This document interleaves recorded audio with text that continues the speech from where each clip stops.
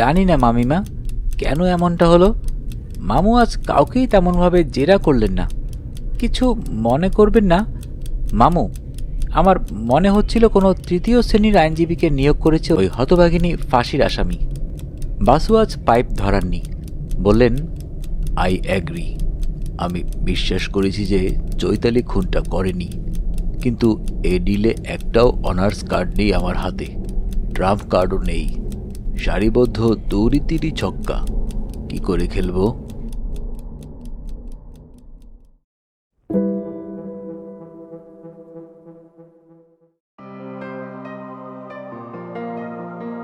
আসসালামু আলাইকুম।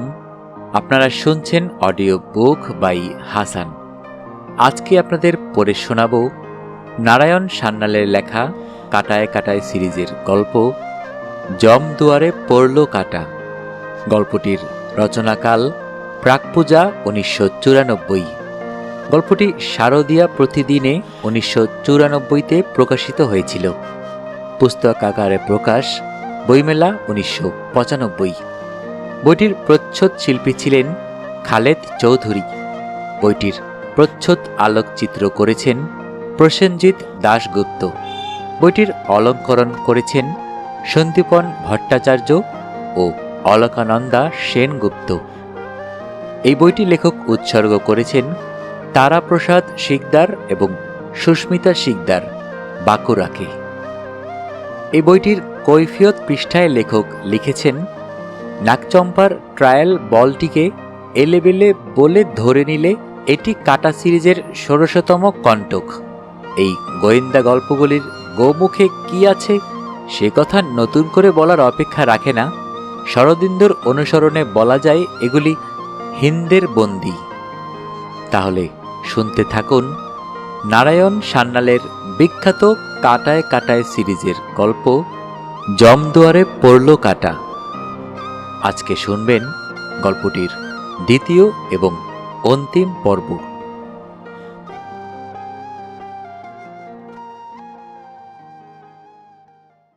বাসু সাহেব এ পাশে ফিরে দেখলেন দরজার কাছে দাঁড়িয়ে আছেন প্রায় বৃদ্ধ একজন প্রৌঢ় সুপুরুষ। দেখতে 50-এর নিচে বলেই মনে হয়। নিখুঁত সাজ পোশাক, মুখে মিষ্টি হাসি, মিষ্টিক হাসিও বটে। যুক্ত করে বললেন, কি সৌভাগ্য আমাদের, আপনি সশরীরে আমাদের অফিসে। কি জানেন বাসু সাহেব, গোয়েন্দা গল্প আমার প্যাশন। ফাদার ব্রাউন বা এডগার অ্যালেন পো থেকে শুরু করে স্ট্যানলি গার্ডনার সব আমার মুখস্থ, বাংলা এবং ইংরেজি। ব্যোমকেশের মহাপ্রয়াণের পর। কথার মাঝেই মাধবরাজ বলে ওঠেন, আপনি এই চেয়ারটায় বসুন চাচাজি। মিস্টার বাসু এসেছেন আমাদের তহবিল তছরূপ নয় মাধব, ঘাটতি। তা সুকৌশলী দম্পতিকে সঙ্গে নিয়ে এলেন না কেন? আদালতের বাইরে ওরাই তো আপনার যাবতীয় ডিটেকটিভগিরি করে। আবার কথার মাঝখানে বাধা দেয় মাধবরাজ, বলে, আপনি ভুল করছেন চাচাজি। কোম্পানি ওকে এঙ্গেজ করেনি, উনি এসেছেন নিচে থেকে, ওর মক্কেল চৈতালি বসুর তরফে আমাদের সঙ্গে কথা বলতে। আপনার মনে আছে নিশ্চয়ই, দিন 5 আগে যেদিন রাত্রে আপনি কাঠমান্ডু যান, সেদিন থেকে মিস বসু ছুটিতে আছে। হ্যাঁ, মনে থাকবে না কেন? সেদিন বিকালেই তো ওর ভাই হরিমোহন মোটর কারে ধাক্কা খায়। সে কেমন আছে এখন? মাধব জবাব দেয়, একই রকম, এখনও জ্ঞান হয়নি। এতক্ষণে বাসু যোগদান করেন কথোপকথনে। ওটা পুরনো খবর। আপনাদের স্টাফ হরিমোহন বসু গতকাল রাত 1টার সময় মারা গেছে। খুড়ো ভাইপোর দৃষ্টি বিনিময় হল। মাধবরাজ বললে, কি দুঃখের কথা। খুড়ো বললেন, আমাদের অফিস থেকে কেউ যায়নি? অফিস কি জানে না? চৈতালি বেচারি এখন কি করবে? সৎকারের ব্যবস্থা। মাধব, তুমি এখনই একটা গাড়িতে 3-4 জনকে হাসপাতালে পাঠিয়ে দাও, ক্যাশ থেকে কিছু টাকাও। চৈতালি বোধহয় একেবারে ভেঙে পড়েছে। ঝর্ণা অথবা সুমিত্রাকেও পাঠিয়ে দাও, ওদের তো আর কেউ নেই এখানে। মাধব বললে, আমি দেখছি, সৎকারের ব্যবস্থাটা। তবে ওই চৈতালির সঙ্গে যোগাযোগের চেষ্টা করা বৃথা, সে শিলিগুড়িতে নেই। বাসু নির্বিকারভাবে বলে ওঠেন, ওটাও পুরনো খবর। হরিমোহনের মৃত্যুর সময় চৈতালি তার শয্যার পাশে ছিল। তারপর হরিমোহনের বন্ধুরা হিন্দু সৎকার সমিতির গাড়িতে ওর মৃতদেহ শ্মশানে নিয়ে গিয়ে দাহ করে। এতক্ষণে বোধহয় শ্মশান যাত্রীরা ফিরেও এসেছে, আর চৈতালিকে আমি নিজে তার বাসায় পৌঁছে দিয়ে এসেছি। সে হেভি সিডেশনে আছে। অনেকগুলো ঘুমের বড়ি খাইয়ে তাকে ঘুম পাড়িয়ে রেখে আমি আপনাদের অফিসে এসেছি। তাকে 4-5 ঘন্টা ঘুমাতে দিন। সিনিয়র জৈন বললেন, অফকোর্স। আমি দিন 4-5 অনুপস্থিত ছিলাম। ইতিমধ্যে অনেক কাণ্ড ঘটে গেছে দেখছি। তোমার কেন মনে হলো মাধব যে চৈতালি শিলিগুড়িতে নেই?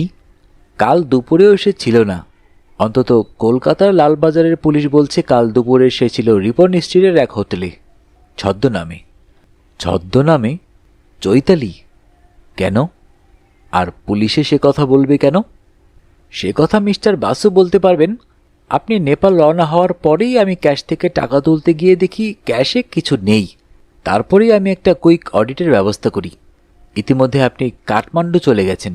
অডিটার হিসাব করে বলল, রাফলি স্পিকিং 2 লক্ষ টাকার ঘাটতি। বুঝতেই পারছেন আমার অবস্থা।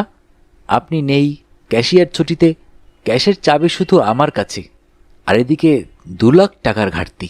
তাই তুমি সবার আগে পুলিশে খবর দিলে? মাধবরাজ চুপ করে রইল। সিনিয়র জৈন আবার বললেন, তুমি তো জানো মাধব, কিভাবে আমাদের কেনাবেচা হয়। আমরা যখন তখন ক্যাশ থেকে টাকা বার করি, কখনো স্লিপ রেখে, কখনো শুধু পার্সোনাল ডায়েরিতে লিখে। মাধবরাজ বাধা দিয়ে বলে ওঠে, কিন্তু সেভাবে টাকা তোলেন আপনি আর আমি। আপনি নেই, আমি তুলিনি, ফলে 2 লাখ টাকা ঘাটতি। কিন্তু পুলিশে খবর দেবার আগে তোমার কেন মনে হলো না যাবার আগে আমি 2 লাখ টাকা নিয়ে যেতে পারি? মাধবরাজ নির্বাক তাকিয়ে রইল। বিজয়রাজজি বললেন, ইনফ্যাক্ট আমি সত্যি 1 লাখ টাকা ক্যাশে নিয়ে কাঠমান্ডু গিয়েছিলাম একটা 10ম শতাব্দীর জম্ভল মূর্তির সন্ধান পেয়ে। বজ্রযান আর জৈন বুদ্ধিজম আর্টের একটা বিচিত্র মিশ্রণ। লোকটা বেচতে রাজি হলো না। এইমাত্র টাকাটা ক্যাশে রেখে দিয়ে তোমার ঘরে এলাম। মাধবরাজের একটা স্বস্তির নিঃশ্বাস পড়ল। বলল, তাহলে 2 লাখ নয়, 1 লাখ টাকা তছরূপ হয়েছে। বিজয়রাজ ধমকে ওঠেন, আবার বলছো তছরূপ? বলো ঘাটতি। ভালো করে হিসাব মেলাও, দেখো হয়তো সবই ঠিক আছে। বাসু বুঝতে পারেন পুলিশে খবর দেওয়াটায় সিনিয়র পার্টনার আদৌ খুশি হতে পারেননি। হয়তো তছরূপ হলেও উনি তা চেপে যেতে চান। তার হেতু একটাই, ওদের ব্যবসায় এমন সব কাজকারবার হয় যার পুলিশি তদন্ত না হওয়াই বাঞ্ছনীয়। বিজয়রাজ ভাইপোর কাছে জানতে চান, তাছাড়া তুমি কেমন করে জানতে পারলে যে মিস বোস কলকাতায় কোনো হোটেলে একটা ছদ্মনামে উঠেছে? মাধবরাজ ইতস্তত করতে থাকে। বিজয় তাকে তাগাদা দেন, না মাধব, মিস্টার বাসুর কাছ থেকে আমাদের লুকোবার কিছু নেই। সত্যি যদি দেখা যায় যে তহবিল থেকে 1 লাখ টাকার ঘাটতি হয়েছে, তাহলে আমরা সবার আগে পুলিশে যাব না? কেন যেতে পারি না তা তো তুমি জানো। আবার লাখ টাকার ঘাটতি চোখ বুজে মেনেও নিতে পারবো না। আমি স্থির করেছিলাম সেক্ষেত্রে সুকৌশলীকে কাজের দায়িত্বটা দেব। ফলে বাসু সাহেবের কাছে আমাদের লুকোবার মতো কোনো তাস নেই। মাধবরাজ বললে, আমি খবর পেলাম মিস বসু ওর ভাইয়ের কাছে কিছুক্ষণ ছিলেন। তারপর ওকে এমার্জেন্সি ওয়ার্ড থেকে ইন্টেন্সিভ কেয়ার ইউনিটে সরিয়ে নেবার পর চৈতালি দেবী বাড়ি চলে যান। ন্যাচারালি রাত্রে ওর মতো একটি কুমারী মেয়ে ওখানে থাকবে কোথায়? হাসপাতালের খোলা বারান্দায়। এবং তারপর থেকে মিস চৈতালি বসু আর একবারও হাসপাতালে আসেননি। তহবিলে 2 লাখ টাকা ঘাটতি পড়ায় আমি গোপনে খোঁজ নিতে থাকি। জানা গেল চৈতালি দেবী শিলিগুড়িতেই নেই। আমার মনে হলো মিস বোস যেখানেই যান না কেন ভাইয়ের খোঁজ তাকে নিতে হবে। ওদের ভাই বোনে খুব হৃদ্যতা, তাই হাসপাতালে খোঁজ নিলাম। জানা গেল কলকাতার একটা বিশেষ নম্বর থেকে হরিমোহনের বিষয়ে বারবার খোঁজখবর করা হচ্ছে। এখানকার সদর থানার একজন ইন্সপেক্টর আমার বন্ধু স্থানীয়। তার মাধ্যমে জানা গেল নম্বরটা কলকাতার রিপন স্ট্রিটের একটা হোটেলের। ফোনগুলো 315 নম্বর ঘরের বোর্ডার করেছেন। সেই বোর্ডারের দৈহিক বর্ণনা হুবহু চৈতালি বসুর মতো, কিন্তু তার নাম নাকি চিত্রলেখা ব্যানার্জি। আজ মিস্টার পি কে বাসু এসে বলেছেন যে লালবাজার থেকে 2 জন পুলিশ এসে হোটেলের তত্ত্ব তালাশ নিয়েছে। মানে চৈতালি বসু আর চিত্রলেখা ব্যানার্জি একই ব্যক্তি কিনা। তারা কী সিদ্ধান্তে এসেছে তা আমি এখনো জানি না। উনি হয়তো বলতে পারবেন। বিজয়রাজ নিঃশব্দে সবটা শুনে বাসুর দিকে ফিরে বললেন, চৈতালি বসু আপনার মক্কেল, ফলে আপনাকে একই ব্যাপারে আমরা এঙ্গেজ করতে পারি না। আর আমি এও জানি বর্তমান পরিস্থিতিতে সুকৌশলী ডিটেকটিভ এজেন্সি এই তদন্তের ভার নেবে না, নিতে পারে না। আমি শুধু বলবো, বিশ্বাস করুন, চৈতালির মানহানি হয় এমন কোনো কাজ আমরা কিছুতেই করব না। চৈতালিকে আমি অত্যন্ত বিশ্বাস করি, অত্যন্ত ভালোবাসি। মাত্র 5 বছরে তাকে লোয়ার ডিভিশন ক্লার্ক থেকে আমরা চিফ ক্যাশিয়ার করেছি।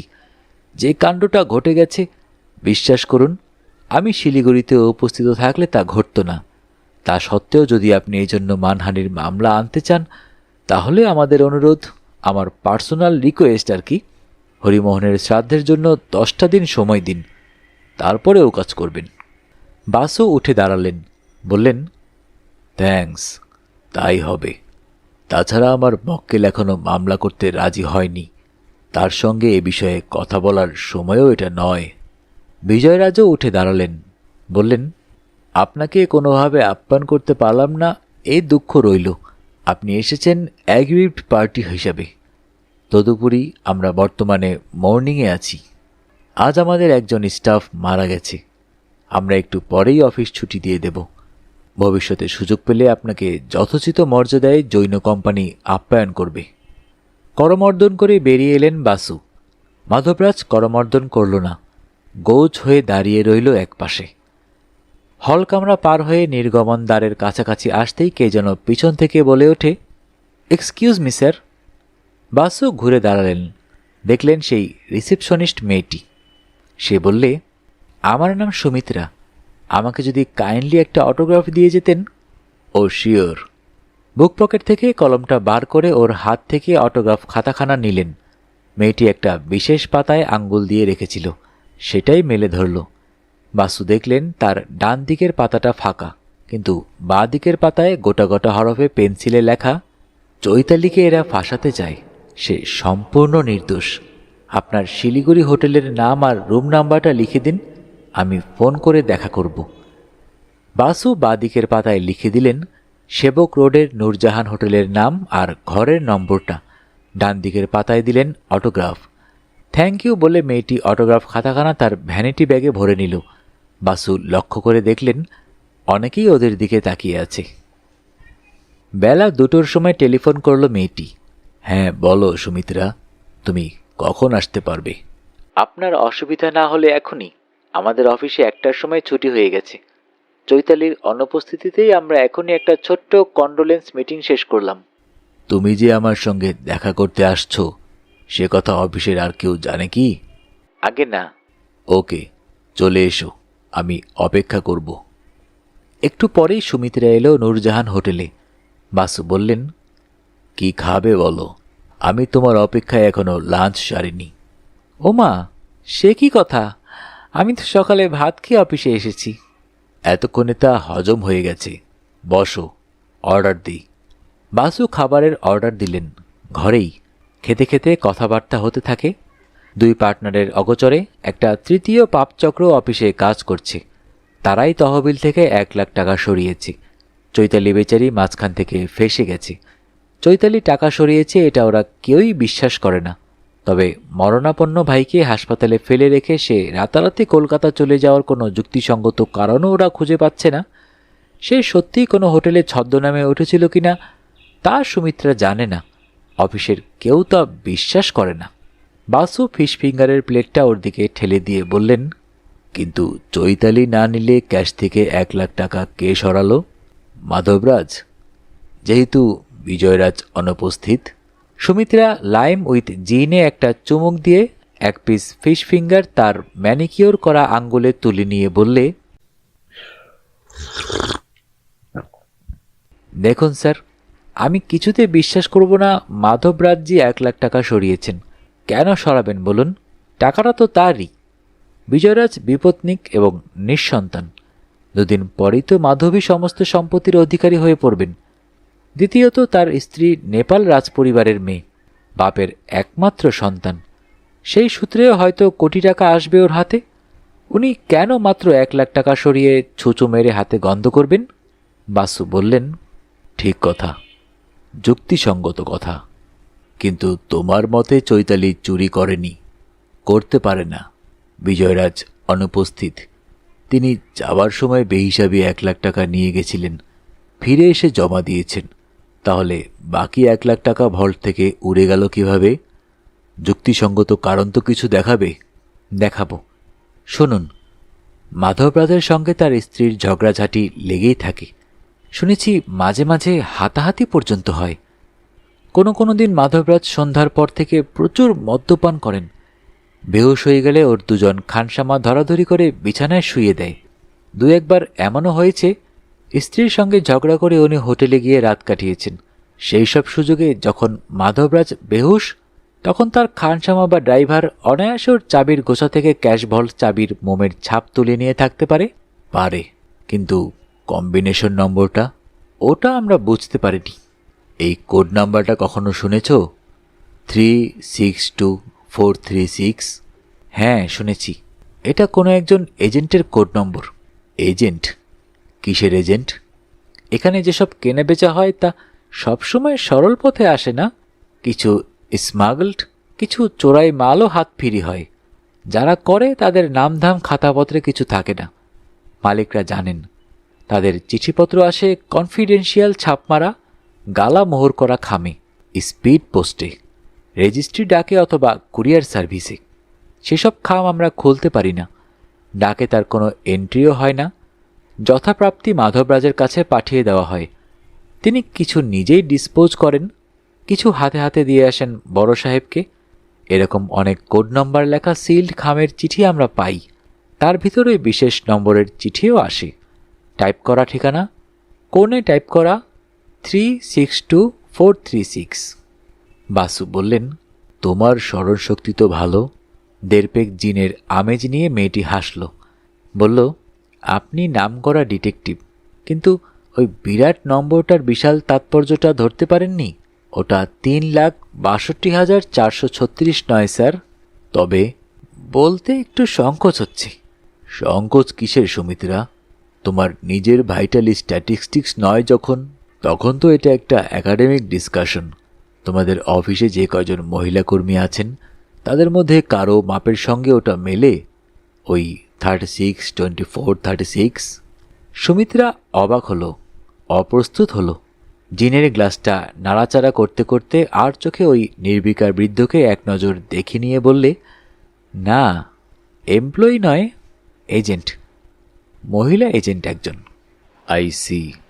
তা রঞ্জনা থাপার কোনো ফটোগ্রাফ আছে তোমার অ্যালবামে? বার্থডে পার্টি বা গ্রুপ ফটো?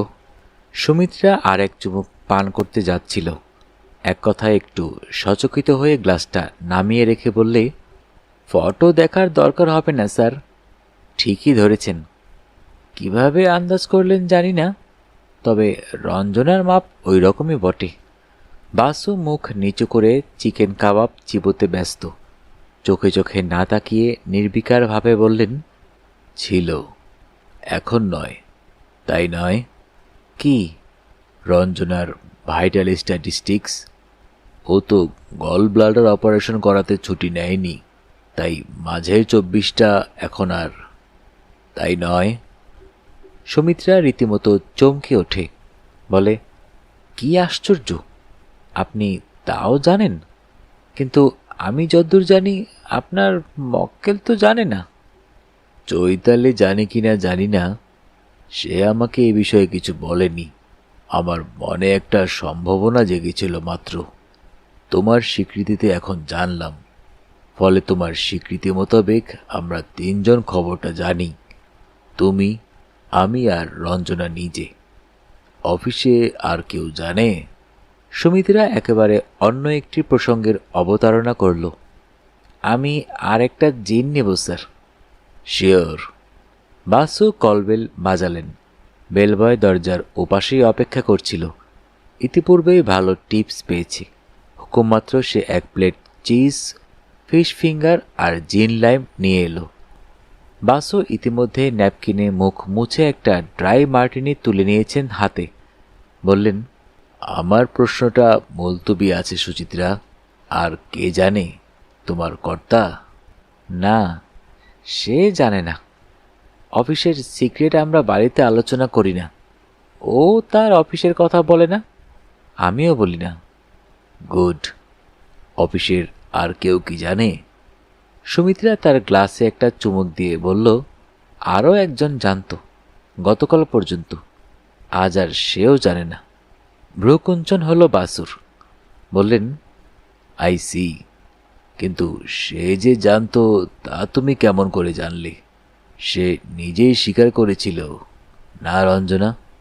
সুমিত্রা একটা মাথা ঝাঁকি দিল, যেন জিনের আমেজটা ঝেড়ে ফেলতে চাইল।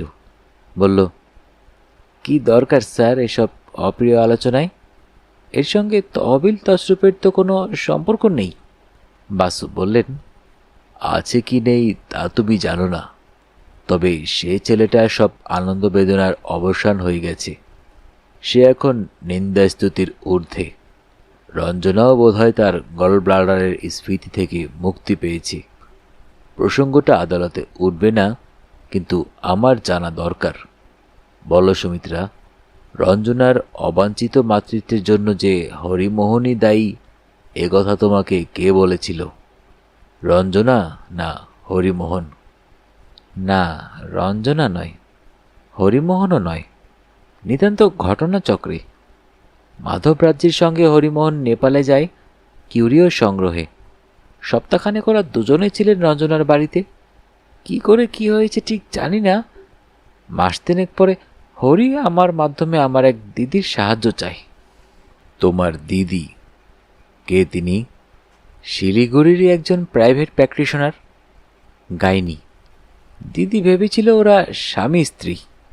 রঞ্জনা যে বিধবা তা বুঝতে পারেনি, ওরাও কিছু বলেনি। না হলে হয়তো দিদি আমাকেও বলতো না। প্রফেশনাল এথিক্সে হরি বা রঞ্জনা জানতো না যে আমি জানি। রঞ্জনা এখনও জানে না। রঞ্জনা যখন এজেন্ট তখন তাকে ছুটি নিতে হলো কেন? না, এজেন্ট ছিল, এখন নয়। মাস ছয়েক আগে ও টেম্পোরারি হ্যান্ড হিসেবে জয়েন করেছে। পোস্টিং পোখরায়। ছুটি নিতে হয়েছে যেহেতু সে স্টেশন ছেড়ে কলকাতায় গেছে অপারেশন করাতে। বুঝলাম। চৈতালি তাহলে কিছু জানে না? চৈতালি হয়তো কিছুটা আন্দাজ করেছিল। সে ভেবেছিল ওর ভাই কারো প্রেমে পড়েছে, কিন্তু মেয়েটি যে কে তা আন্দাজ করতে পারেনি। আমার একটা বিশেষ অনুরোধ স্যার, এইসব প্রসঙ্গ আদালতে যেন না ওঠে। দেখুন, আমি আমার স্বামীকে পর্যন্ত এমন মুখরোচক কথাটা জানাইনি। হরি তো তার পাপের প্রায়শ্চিত্ত করেই গেছে। আর সেই বিধবা মেয়েটাকে? হ্যাঁ, তুমি ঠিকই বলেছ সুমিত্রা। আমি নিজে থেকে ও প্রসঙ্গ আদালতে আনব না।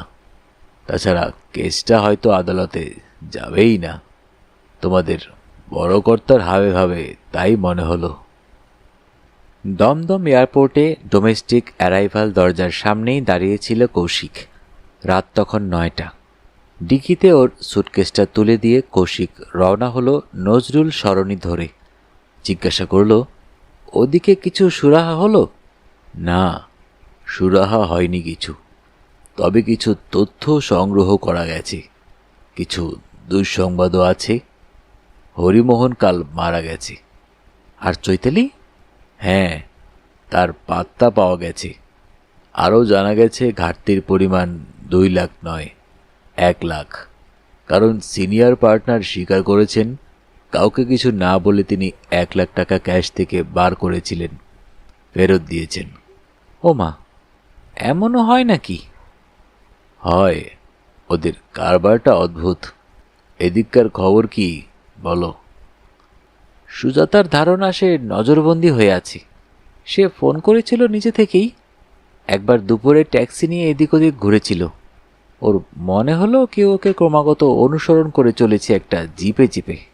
বাসু বললেন, ঠিক আছে, তুমি সরাসরি হোটেল পান্নায় চলো। আমাকে নামিয়ে দিয়ে লিটল রাসেল স্ট্রিটে গিয়ে হীরালাল ঘিসিংয়ের সঙ্গে দেখা করো। আমার নাম করে বলো, তার রাখিবহীন রঞ্জনা থাপার একটা প্রচণ্ড বিপদের আশঙ্কা করছি আমি। রঞ্জনাকে একটা বিষয়ে সাবধান করা দরকার। রঞ্জনার ঠিকানা অথবা টেলিফোন নাম্বারটা সংগ্রহ করার চেষ্টা করো। কৌশিক ওকে নামিয়ে দিয়ে চলে গেল লিটল রাসেল স্ট্রিটের দিকে। বাসু উঠে এলেন লিফটে করে 315 নম্বর ঘরে। কোড নকের সংকেত জানানোই ছিল। সুজাতা দরজা খুলে দিল। বাসুকে দেখে নিশ্চিন্ত হলো সুজাতা। বলল, আমার এই বিনাশ্রম কারাদণ্ডের মেয়াদ কখন কাটবে? এখনই। পুলিশ আর চৈতালিকে খুঁজছে না, সে আছে শিলিগুড়িতে।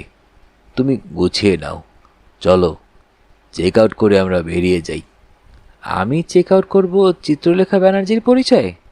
অফকোর্স, এ ঘরটা তো চিত্রলেখার নামেই বুক করা। কিন্তু আমার সই হয়তো মিলবে না। ন্যাচারালি, কিন্তু এ তো আর চেক নয়। চিত্রলেখার নামটা লিখে দিলেই হবে। টাকা যখন তুমি নগদে মিটিয়ে দিচ্ছ, তখন ওরা সই মেলাবে না। তাছাড়া আমি তো সঙ্গে থাকবই। ঠিক তখনই কে যেন কড়া হাতে দরজায় করাঘাত করল। বাসু বললেন, ঘরটা তোমার নামে ভাড়া নেওয়া। সুজাতা এগিয়ে গিয়ে দরজাটা খুলে দিল। দুজন সাদা পোশাকের পুলিশ অফিসার ভেতরে প্রবেশ করল। সেদিনের সেই দুজন নয়। একজন একটা কার্ড বাড়িয়ে ধরল সুজাতার দিকে। বললে, এটা আপনার? খোয়া গেছিল? সুজাতা হাত বাড়িয়ে প্লাস্টিক খাপে মোড়া ছোট্ট কার্ডটা নিল। সুজাতা জবাব দেবার আগেই পুলিশ অফিসারের নজর পড়ল বাসু সাহেবের দিকে। সুজাতাকে জিজ্ঞেস করে, এ ভদ্রলোকটি কে? সুজাতা বললে, আপনি দুটি প্রশ্ন পরপর করেছেন, কোনটার জবাব আগে চান? বলতে বলতেই সে লাইব্রেরি কার্ডটা বাসু সাহেবের হাতে গুজে দেয়। বাসু দেখলেন সেটা হাতে নিয়ে। শিলিগুড়ি কেন্দ্রীয় সাধারণ পাঠাগার এর মেম্বারশিপ কার্ড, চৈতালি বসুর নামাঙ্কিত। অফিসারটি বললে, অল রাইট, প্রথম প্রশ্নটা জবাব দিন। এটা আপনার কার্ড? আপনি শিলিগুড়ি সাধারণ পাঠাগারের সভ্য? বাসু বললেন, অফিসার, এই প্রশ্ন আপনি কেন জিজ্ঞেস করছেন? অফিসার বাসু সাহেবের মুখোমুখি ঘুরে দাঁড়ায়। বলে, আপনি কে মশাই হরিদাস পাল? পুলিশি তদন্তে নাক গলাচ্ছেন? বাসু বললেন, কারেক্ট, পুলিশি তদন্ত। আপনারা তাহলে সাদা পোশাকি পুলিশ পুঙ্গব? তা অপরাধটা কি জাতীয় সে কথা তো বলতে হবে। অর্থাৎ ওই মেয়েটিকে কোন অপরাধে অভিযুক্ত করতে চান ওর জবাব শুনে। আপনি কি উকিল? আগে না, উকিল নই আমি। কিন্তু আপনি তো হবুচন্দ্র লালবাজারের গবুচন্দ্র পুলিশ নন। আপনার তো জানা উচিত প্রতিটি ভারতীয় নাগরিকের সাংবিধানিক অধিকারের সীমা। এতক্ষণে দ্বিতীয় অফিসারটি এগিয়ে আসে। প্রথম অফিসারকে ঠেলে সরিয়ে দিয়ে বলে, সরি মিস্টার বাসু, আমার সঙ্গী আপনাকে চিনতে পারেনি। ইয়েস, আমরা দুজন হোমিসাইড থেকে আসছি। এ মহিলাটি নিশ্চয়ই আপনার মক্কেল।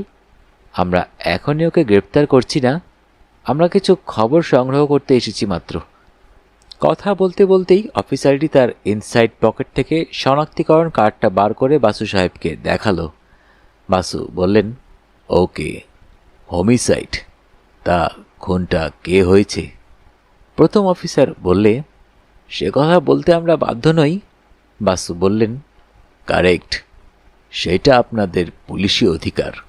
যেমন এই মেয়েটির সাংবিধানিক অধিকার কোনো প্রশ্নের জবাব না দেওয়া, যতক্ষণ আপনারা না জানাচ্ছেন যে কে খুন হয়েছে। কেন, ওর লিগ্যাল কাউন্সিল তো হাজির। সে তো আপনারা ধরে নিয়েছেন, উনি বা আমি তো তা বলিনি। আপনারা সহযোগিতা না করলে আমরাও করব না। দ্বিতীয় অফিসার প্রথমকে ধমক দেন, তুমি চুপ করবে দত্ত, কথাবার্তা যা বলার তা আমাকে বলতে দাও। ইয়েস স্যার, খুন হয়েছেন হীরালাল ঘিসিং। কাল বিকালে বা সন্ধ্যায় লিটল লার্সেল স্ট্রিটে, নিজের অ্যাপার্টমেন্টে। একটি মাত্র বুলেট উন্ড। এবার কি আমরা আমাদের প্রশ্নের জবাবটা পাব? উনি আপনার মক্কেল তো? বাসু বললেন, হ্যাঁ, ও আমার লোক। তুমি তোমার আইডেন্টিটি কার্ডটা ওদের দেখাও সুজাতা। সুজাতা হাত বাড়িয়ে তার ভ্যানিটি ব্যাগটা খুলবার উপক্রম করতেই অফিসারটি ঝাঁপিয়ে পড়ে বাধা দিল। বললে, ধীরে দিদি, ধীরে। আমি ব্যাগটা এক নজর দেখে নেই। ব্যাগটা সে খুলল না। তপসে মাছের পেট টিপে খদ্দের যেমন বুঝে নেয় সেটা অ্যান্ডালা কিনা, সেভাবে অফিসারটি সমঝে নিল ব্যাগের ভিতরে পিস্তল আছে কিনা। বলল, এবার দেখান। সুজাতা তার ব্যাগ থেকে শনাক্তিকরণ কার্ডটা বার করে দেখালো। লালবাজারের ছাপমারা সুকৌশলী ডিটেকটিভ এজেন্সির পার্টনারের আইডেন্টিটি কার্ড। বাসু বললেন, একটা অপরাধের বিষয়ে তদন্ত করতে আমি সুজাতাকে এই ঘরটিতে লুকিয়ে থাকতে বলেছিলাম চিত্রলেখা ব্যানার্জির ছদ্ম পরিচয়। আর চিত্রলেখা ব্যানার্জি হচ্ছে শিলিগুড়ির বাসিন্দা শ্রীমতী চৈতালি বসুর ছদ্মনাম, তাই তো? আমি সে কথা বলিনি। আপনার বলার অপেক্ষায় আর নেই ওই তথ্যটা। এবার বরং বলুন, সুকৌশলীর সুজাতাকে কি কারণে এই হোটেলে আপনি ছদ্মনামে লুকিয়ে থাকতে বলেছিলেন? No comments. শিলিগুড়ির শ্রীমতী চৈতালি বসু নিশ্চয়ই আপনার মক্কেল? প্রশ্নটা উঠছে কেন? শিলিগুড়ির শ্রীমতী চৈতালি বসুকে কি আপনারা কোনো কারণে খুঁজছেন? Look here mister Basu, police যখন তদন্তে আসে তখন প্রশ্ন তারাই করে, জবাব দেয় না। এবার বলুন, চৈতালি বসু কি আপনার মক্কেল? No comments. অলরাইট স্যার, শুনে রাখুন, হীরালাল ঘিসিংয়ের হত্যাকাণ্ডের জন্য আমরা চৈতালি বসুকে খুঁজছি। আপনাকে জানিয়ে রাখছি, তার পূর্বে আপনি যদি তার সঙ্গে টেলিফোনে যোগাযোগ করেন তবে সেটাকে পুলিশের কাজে বাধা দান করা হচ্ছে বলে গণ্য করা হবে। বাসু কোনো জবাব দিলেন না। ওরা দুজন চলে যেতেই বাসু টেলিফোনটা তুলে নিলেন। বললেন, দিস ইজ রুম নম্বর 315। আমাকে শিলিগুড়ির একটা নম্বর দিন এসটিডিতে। 315 স্যার? ও ঘরটা তো মিস ব্যানার্জি বুক করেছেন। হ্যাঁ তাই। এই নিন, মিস ব্যানার্জির সঙ্গে কথা বলুন। বাসু রিসিভারটা সুজাতার হাতে দিলেন। টেলিফোন অপারেটর বললে, সরি ম্যাডাম, পুলিশের অর্ডারে এই ফোন থেকে কোনো আউট স্টেশন কল করা যাবে না। আপনি নিচে নেমে এসে এখান থেকে ফোন করতে পারেন। সুজাতা বলল, দরকার নেই, সেক্ষেত্রে আমি এখনই চেক আউট করব। আমার বিলটা রেডি রাখুন। Yes miss Banerjee. Miss Banerjee নয়, মিস চিত্রলেখা ব্যানার্জি আমাকে টাকা মিটিয়ে দিয়ে অনেক আগেই চলে গেছেন। আমি তার তরফে পেমেন্টটা করছি মাত্র। আমার নাম মিসেস সুজাতা মিত্র। আগে হ্যাঁ, লালবাজারের পুলিশ তা জানে। টেলিফোন রিসিভারটা নামিয়ে রাখল সুজাতা। সুজাতাকে বাসু বললেন, লেটস গো। পরদিন সকালে লালবাজার হোমিসাইড সেকশন থেকে বাসু সাহেব একটি ফোন পেলেন। Sorry to disturb you sir, কাল হোটেল পান্নায় যখন জানতে চেয়েছিলাম মিস চৈতালি বসু আপনার মক্কেল কিনা, তখন আপনি বলেছিলেন নো কমেন্টস। অথচ আজ লকআপে ওই মিস বসুই বলছেন যে আপনি ওর অ্যাটর্নি। আপনার উপস্থিতি ভিন্ন উনি আমাদের কোনো প্রশ্নের জবাব দেবেন না। এখন আমরা কি করি বলুন স্যার? বাসু বললেন, whole truth and nothing but the truth বলা অভ্যাস করুন। কাল যখন আপনি জানতে চেয়েছিলেন চৈতালি আমার মক্কেল কিনা, তখন আপনি জানাতে চাননি চার্জটা কি, কি কারণে তাকে খুঁজছেন। আজ গ্রেফতারের পর কি সেটা দয়া করে জানাবেন? Yes sir, first degree murder charge, Hiralal ঘিসিংকে। ধন্যবাদ। সেই ক্ষেত্রে চৈতালি আমার মক্কেল। আমি আধ ঘন্টার ভিতরে আসছি। জেল হাজতের একান্তে আবার দেখা হলো মেয়েটির সঙ্গে। কেঁদে কেঁদে এখনো তার চোখ দুটি লাল হয়ে আছে। বাসু জানতে চাইলেন, শিলিগুড়ি থেকে আসবার সময় পুলিশ কি কিছু দুর্ব্যবহার করেছে? এ কি চেহারা হয়েছে তোমার? চৈতালি মাথা নেড়ে বললে, না, এমনিতেই হরির মৃত্যুতে ভেঙে পড়েছিলাম। সামলে উঠতে না উঠতে এই হয়রানি, তাতেই হয় আমাকে পাগলি পাগলি দেখাচ্ছি। তুমি কি পুলিশের কাছে কোনো জবানবন্দি দিয়েছ? না, আপনি তো প্রথম দিনই বারণ করেছিলেন। তা করেছিলাম, কিন্তু তুমি তো আমার সব নিষেধ মেনে চলো না চৈতালি। আমি তোমাকে বলেছিলাম হোটেল পান্না থেকে শিয়ালদহ স্টেশনে ট্যাক্সি করে যেতে, সেখানে ভিড়ের মধ্যে মিশে যেতে, তারপর একটা ফ্লাইং ট্যাক্সি ধরে দমদম চলে যেতে। তা তো তুমি যাওনি চৈতালি। তুমি প্রথম সুযোগেই চলে গেলে লিটল রাসেল স্ট্রিটে। কেন? চৈতালি জবাব দিল না, গৌচ হয়ে বসে রইল। বাসু বললেন, তুমি বুদ্ধিমতী। সব কথা যদি আমাকে খুলে না বলো, তাহলে আমি কেমন করে তোমার কেস ডিফেন্ড করব বলো? তুমি হীরালালের অ্যাপার্টমেন্টে গেছিলে না? চৈতালি স্বীকার করল, তুমিই তাকে খুন করেছ। সোজা হয়ে বসল চৈতালি। বলল, নিশ্চয় নয়। তাহলে? আবার চুপ করে যায়। বাসু বললেন, অলরাইট, আমি বলছি, তুমি শুনে যাও। যদি ভুল কিছু বলি তুমি প্রতিবাদ করো, ঠিক এখনই যেমন বললে, নিশ্চয় নয়। কেমন? অশ্রু আর্দ্র চোখ দুটি মেলে চৈতালি তাকিয়ে থাকে। তুমি সন্ধ্যার ফ্লাইটটা ধরতে পারোনি এজন্য নয় যে তোমার মনে হয়েছিল কেউ তোমাকে ফলো করছে। আমি হীরালালের নাম ঠিকানা তোমাকে বলে গেছিলাম। তুমি ভেবেছিলে দমদমে প্লেন ধরার আগে নিজেই একবার হীরালালের সঙ্গে দেখা করবে। তোমার কাছে 50,000 টাকার অ্যাকাউন্ট পেই চেকটা তখন ছিল। তুমি ভেবেছিলে সেটা দেখিয়ে ওকে বলবে টাকার অভাব তোমার নেই, তবে ধীরে ধীরে মেটাবে। তুমি ওর কাছে কিছু সময় চেয়ে নেবে, তাই নয়? এবার উপর নিচ মাথা নেড়ে মেয়েটি স্বীকার করল। তাহলে তাই চাইলে না কেন? হীরালাল রাজি হলো না? হঠাৎ কান্নায় ভেঙে পড়ে চৈতালি।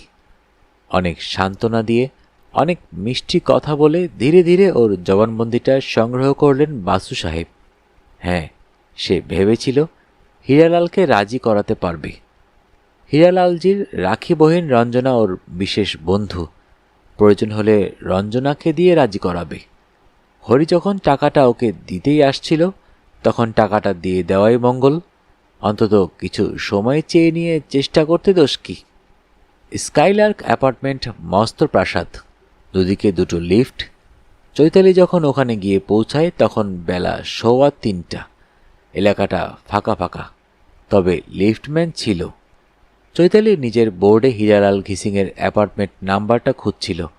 লিফটম্যান নিজে থেকেই জানতে চাইল নাম কেয়া। বাধ্য হয়ে ওকে বলতে হলো নামটা।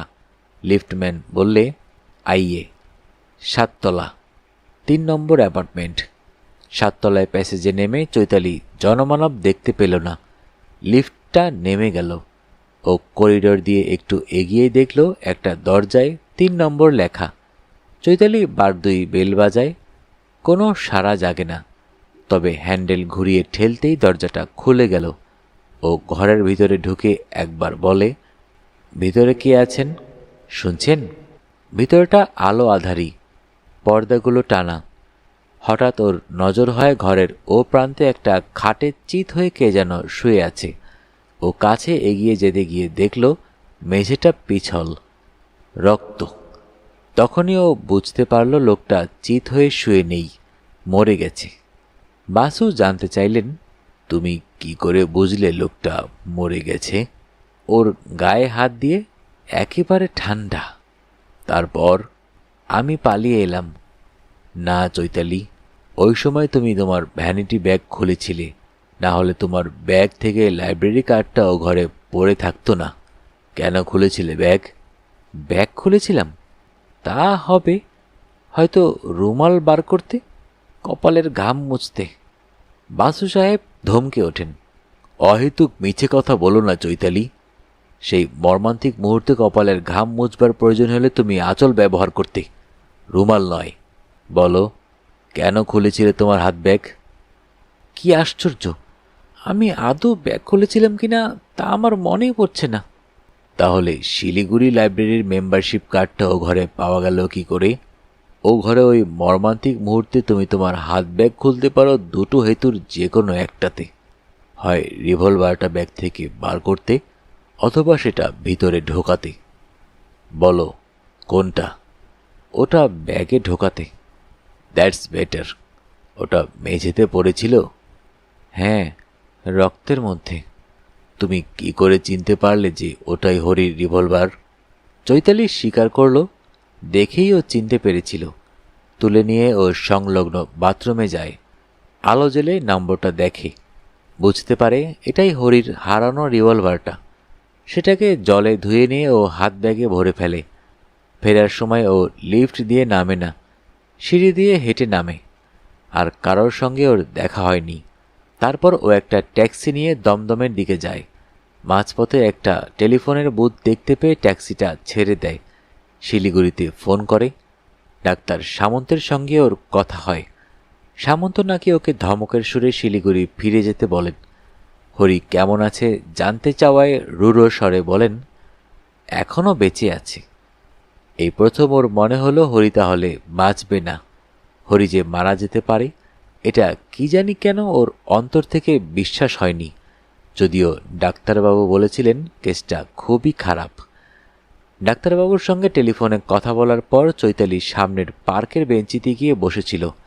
কতক্ষণ সেখানে বসে বসে আবল তাবল চিন্তা করেছে তা ওর মনে নেই। ইতিমধ্যে অন্ধকার ঘনিয়ে এসেছে।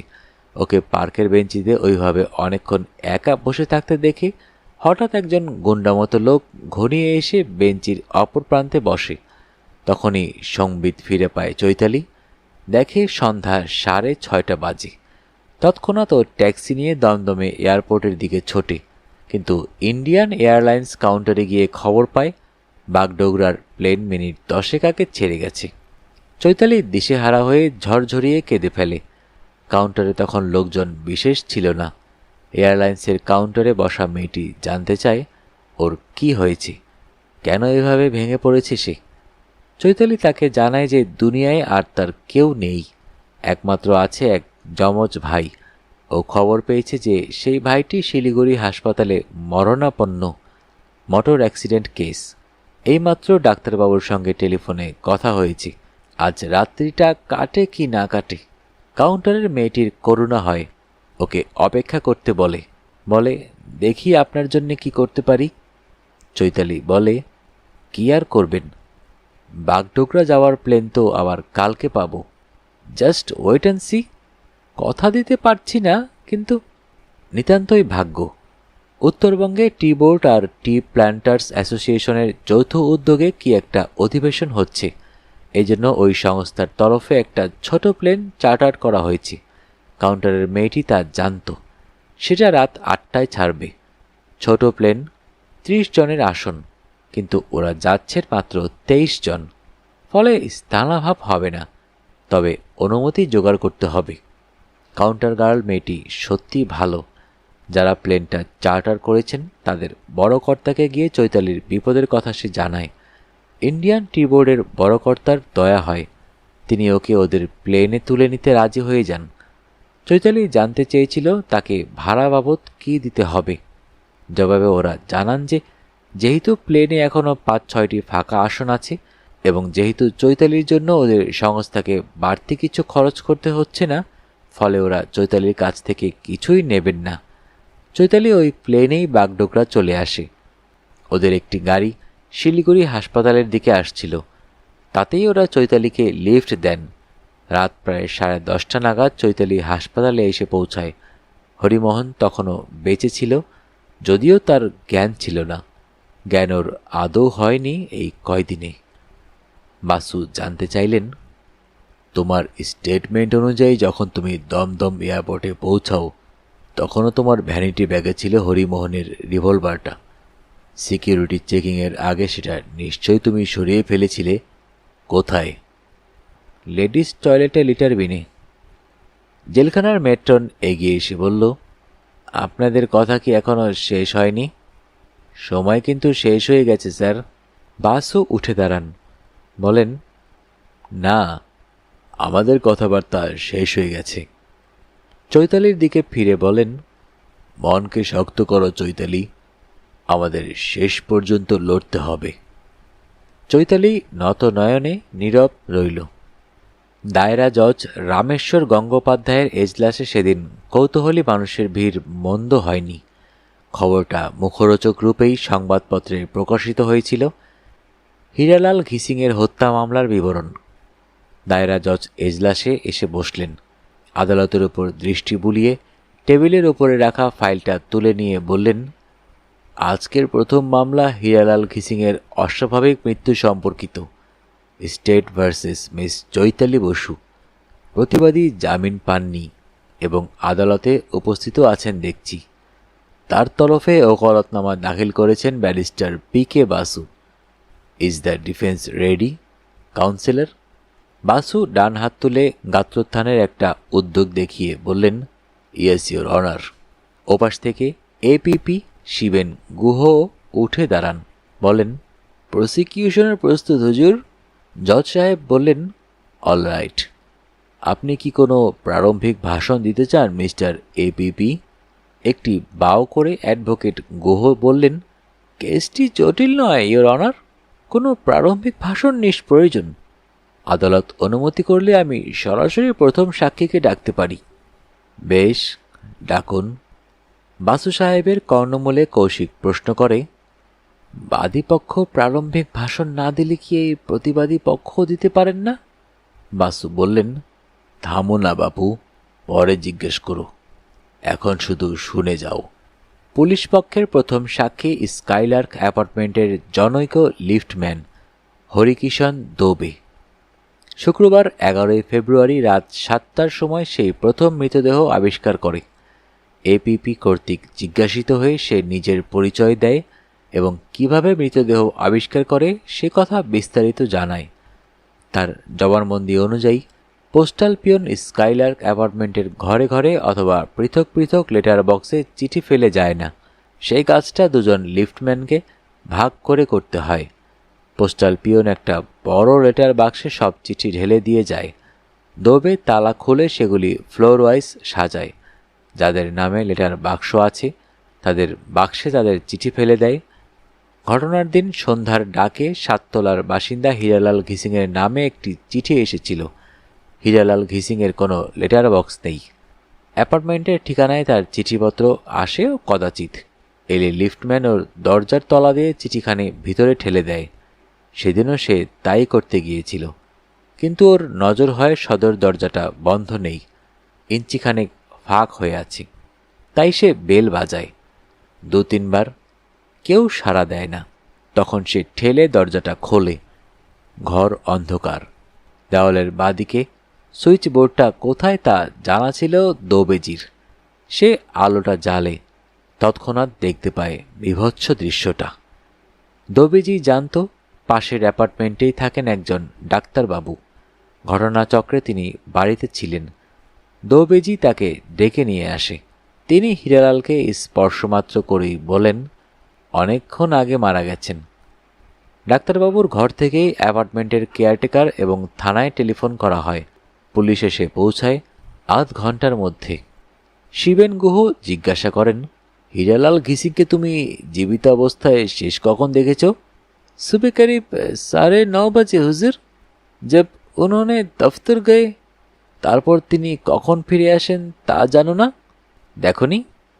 জি নেহি। শিবেন প্রশ্ন করেন, আসামিকে সাক্ষী পূর্বে কখনো দেখেছি কিনা? সাক্ষী বলে, হ্যাঁ দেখেছে, ওই শুক্রবার 11 তারিখেই বেলা 3টে 3:30টার সময়। বর্ণনা দেয়, মাইজি নিচের বোর্ডে কোনো আবাসিকের নাম ঠিকানা খুঁজছিলেন। দোবেজি তাকে প্রশ্ন করে জানতে পারে যে তিনি হীরালালজিকে খুঁজছেন। সে মেয়েটিকে 7 তলায় নামিয়ে দেয়। মাইজি কখন চলে যান তা সে জানে না, হয়তো তিনি লিফট দিয়ে নামেননি। শিবেন গুহ বাসু সাহেবের দিকে ফিরে বলেন, ইয়োর উইটনেস? বাসু বলেন, পরবর্তী সাক্ষী সাব ইন্সপেক্টর নৃপেন চৌধুরী। সে স্থানীয় থানা থেকে এসেছিল। সে জানায় যে মৃতদেহ আবিষ্কার করা মাত্র সে লালবাজার হোমিসাইড সেকশনে খবর দেয়। আধ ঘন্টা খানেকের মধ্যেই পুলিশ ফটোগ্রাফার আর ফিঙ্গারপ্রিন্ট এক্সপার্টকে নিয়ে উপস্থিত হন হোমিসাইডের ইন্সপেক্টর কামাল হোসেন। তিনি কামরার একটি ম্যাপ আদালতে দাখিল করেন। বিভিন্ন আসবাবপত্রের অবস্থান দেখিয়ে হীরালাল খাটের ওপর কিভাবে পড়েছিল তা একে দেখানো হয়েছে। অনেকগুলি আলোকচিত্রকে সে দাখিল করে। অ্যাডভোকেট গুহ প্রশ্ন করেন, আপনি কি ঘরের মেঝেতে আসামির নামাঙ্কিত কোনো কিছু খুঁজে পান? বাসু সাহেব আপত্তি দাখিল করেন, objection your honour, leading question. Shiben বলেন, আমি আদালতের সময় সংক্ষেপ করতে চাইছি মাত্র। প্রশ্নটা আমি উইথড্র করে নতুনভাবে জানতে চাইছি, রক্তের মধ্যে আপনি অপ্রত্যাশিত কোনো বস্তু কি দেখতে পান? আগে হ্যাঁ, শিলিগুড়ির একটি লাইব্রেরির কোনো একজনের সভ্য কার্ড।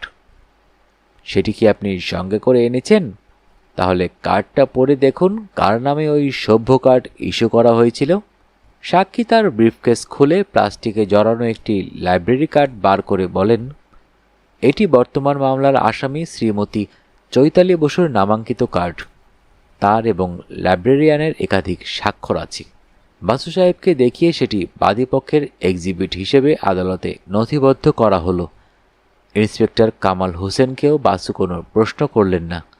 এরপর ফিঙ্গারপ্রিন্ট এক্সপার্ট তার সাক্ষ্যে জানালেন, ওই ঘরে অনেকগুলি লেটেন্ট ফিঙ্গারপ্রিন্ট তিনি পেয়েছেন, হীরালালের, লিফটম্যান দোবেজির এবং কয়েকটি অজানা ব্যক্তির। বর্তমান মামলার আসামি শ্রীমতী চৈতালি বসুর কোনো আঙ্গুলের ছাপ কি পেয়েছেন? পেয়েছি, 2টি। একটি বাথরুমের আয়নায়, দ্বিতীয়টি ওই ঘরের ডোর নবে।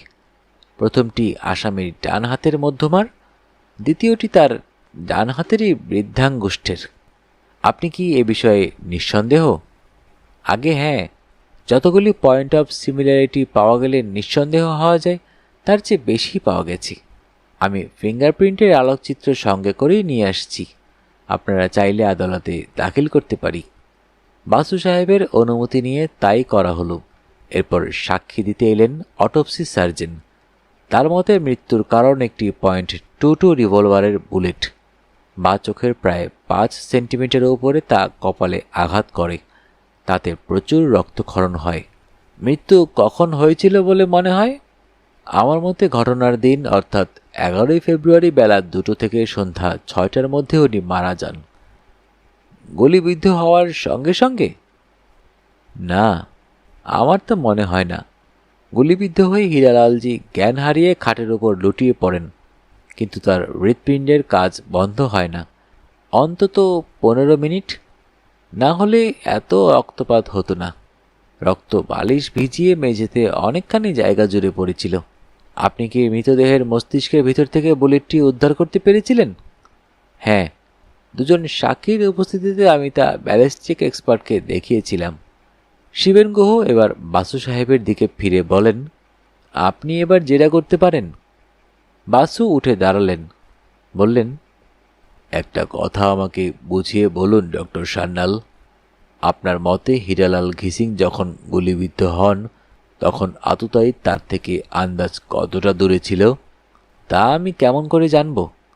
হত্যা মুহূর্তে আমি তো সেখানে উপস্থিত ছিলাম না। তা ছিলেন না, কিন্তু এক্সপার্ট হিসেবে আপনি কি বলতে পারেন না যে আততায়ীর রিভলভারটা 6 ইঞ্চি বা 1 ফুট দূরে ছিল না?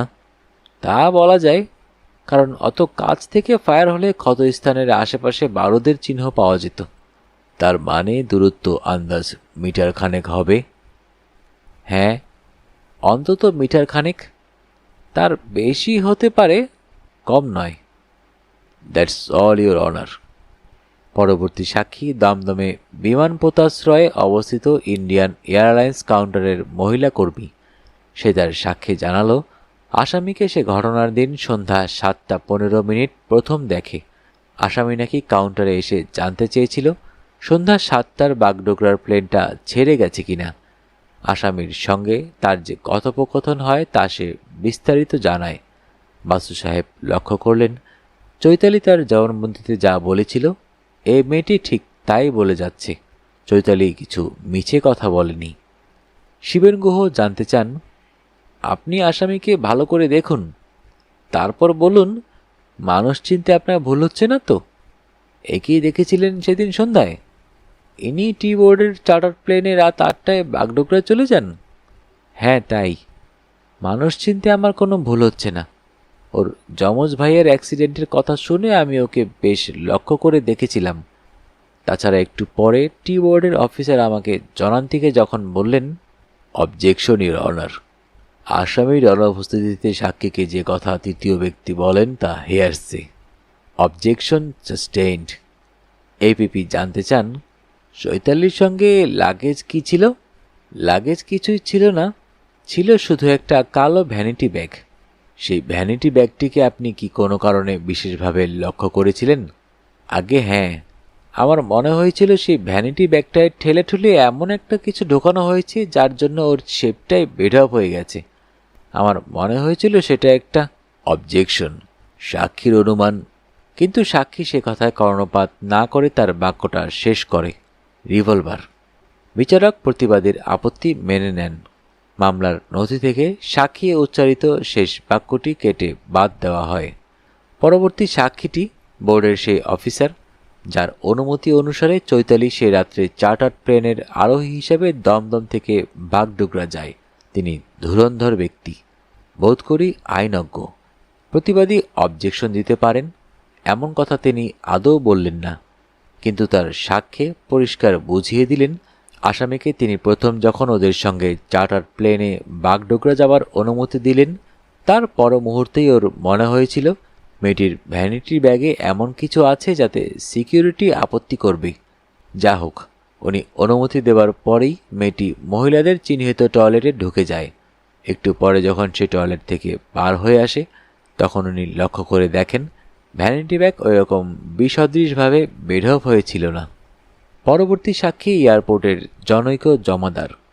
সে তার সাক্ষ্যে জানালো যে ঘটনার দিন রাত 8টার সময় সে লেডিস টয়লেটের লিটার বিন থেকে একটি রিভলভার উদ্ধার করে। সে জানায় ইন্ডিয়ান এয়ারলাইন্সের কাউন্টারে যে দিদিমণি সেই সময় বসেছিলেন তিনিই ওকে ওই টয়লেটের লিটার বিনটা তল্লাশ করতে বলেছিলেন।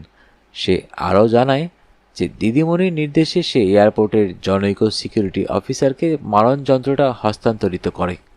পরবর্তী সাক্ষী এয়ারপোর্টের জনৈক সিকিউরিটি অফিসার সার্জেন্ট পরেশ পাল।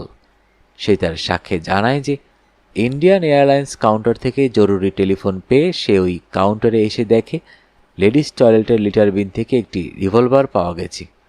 জমাদারের হাত থেকে সে যন্ত্রটা নেয়। চেম্বারটা খুলে দেখে 6টি বুলেটের একটি মাত্র ব্যয়িত, বাকি 5টি স্থানে রয়েছে, কিন্তু প্রতিটি বুলেটই জলে ভেজা। যেটি ব্যয়িত বুলেট তার খালি কেসটা ইজেক্ট করা হয়নি। সার্জেন্ট পাল রিভলভারের নম্বরটা নোট করে নেয় এবং ইন্ডিয়ান এয়ারলাইন্স কাউন্টারের মহিলাটিকেও বলে নম্বরটা তার ডিউটি বুকে টুকে রাখতে।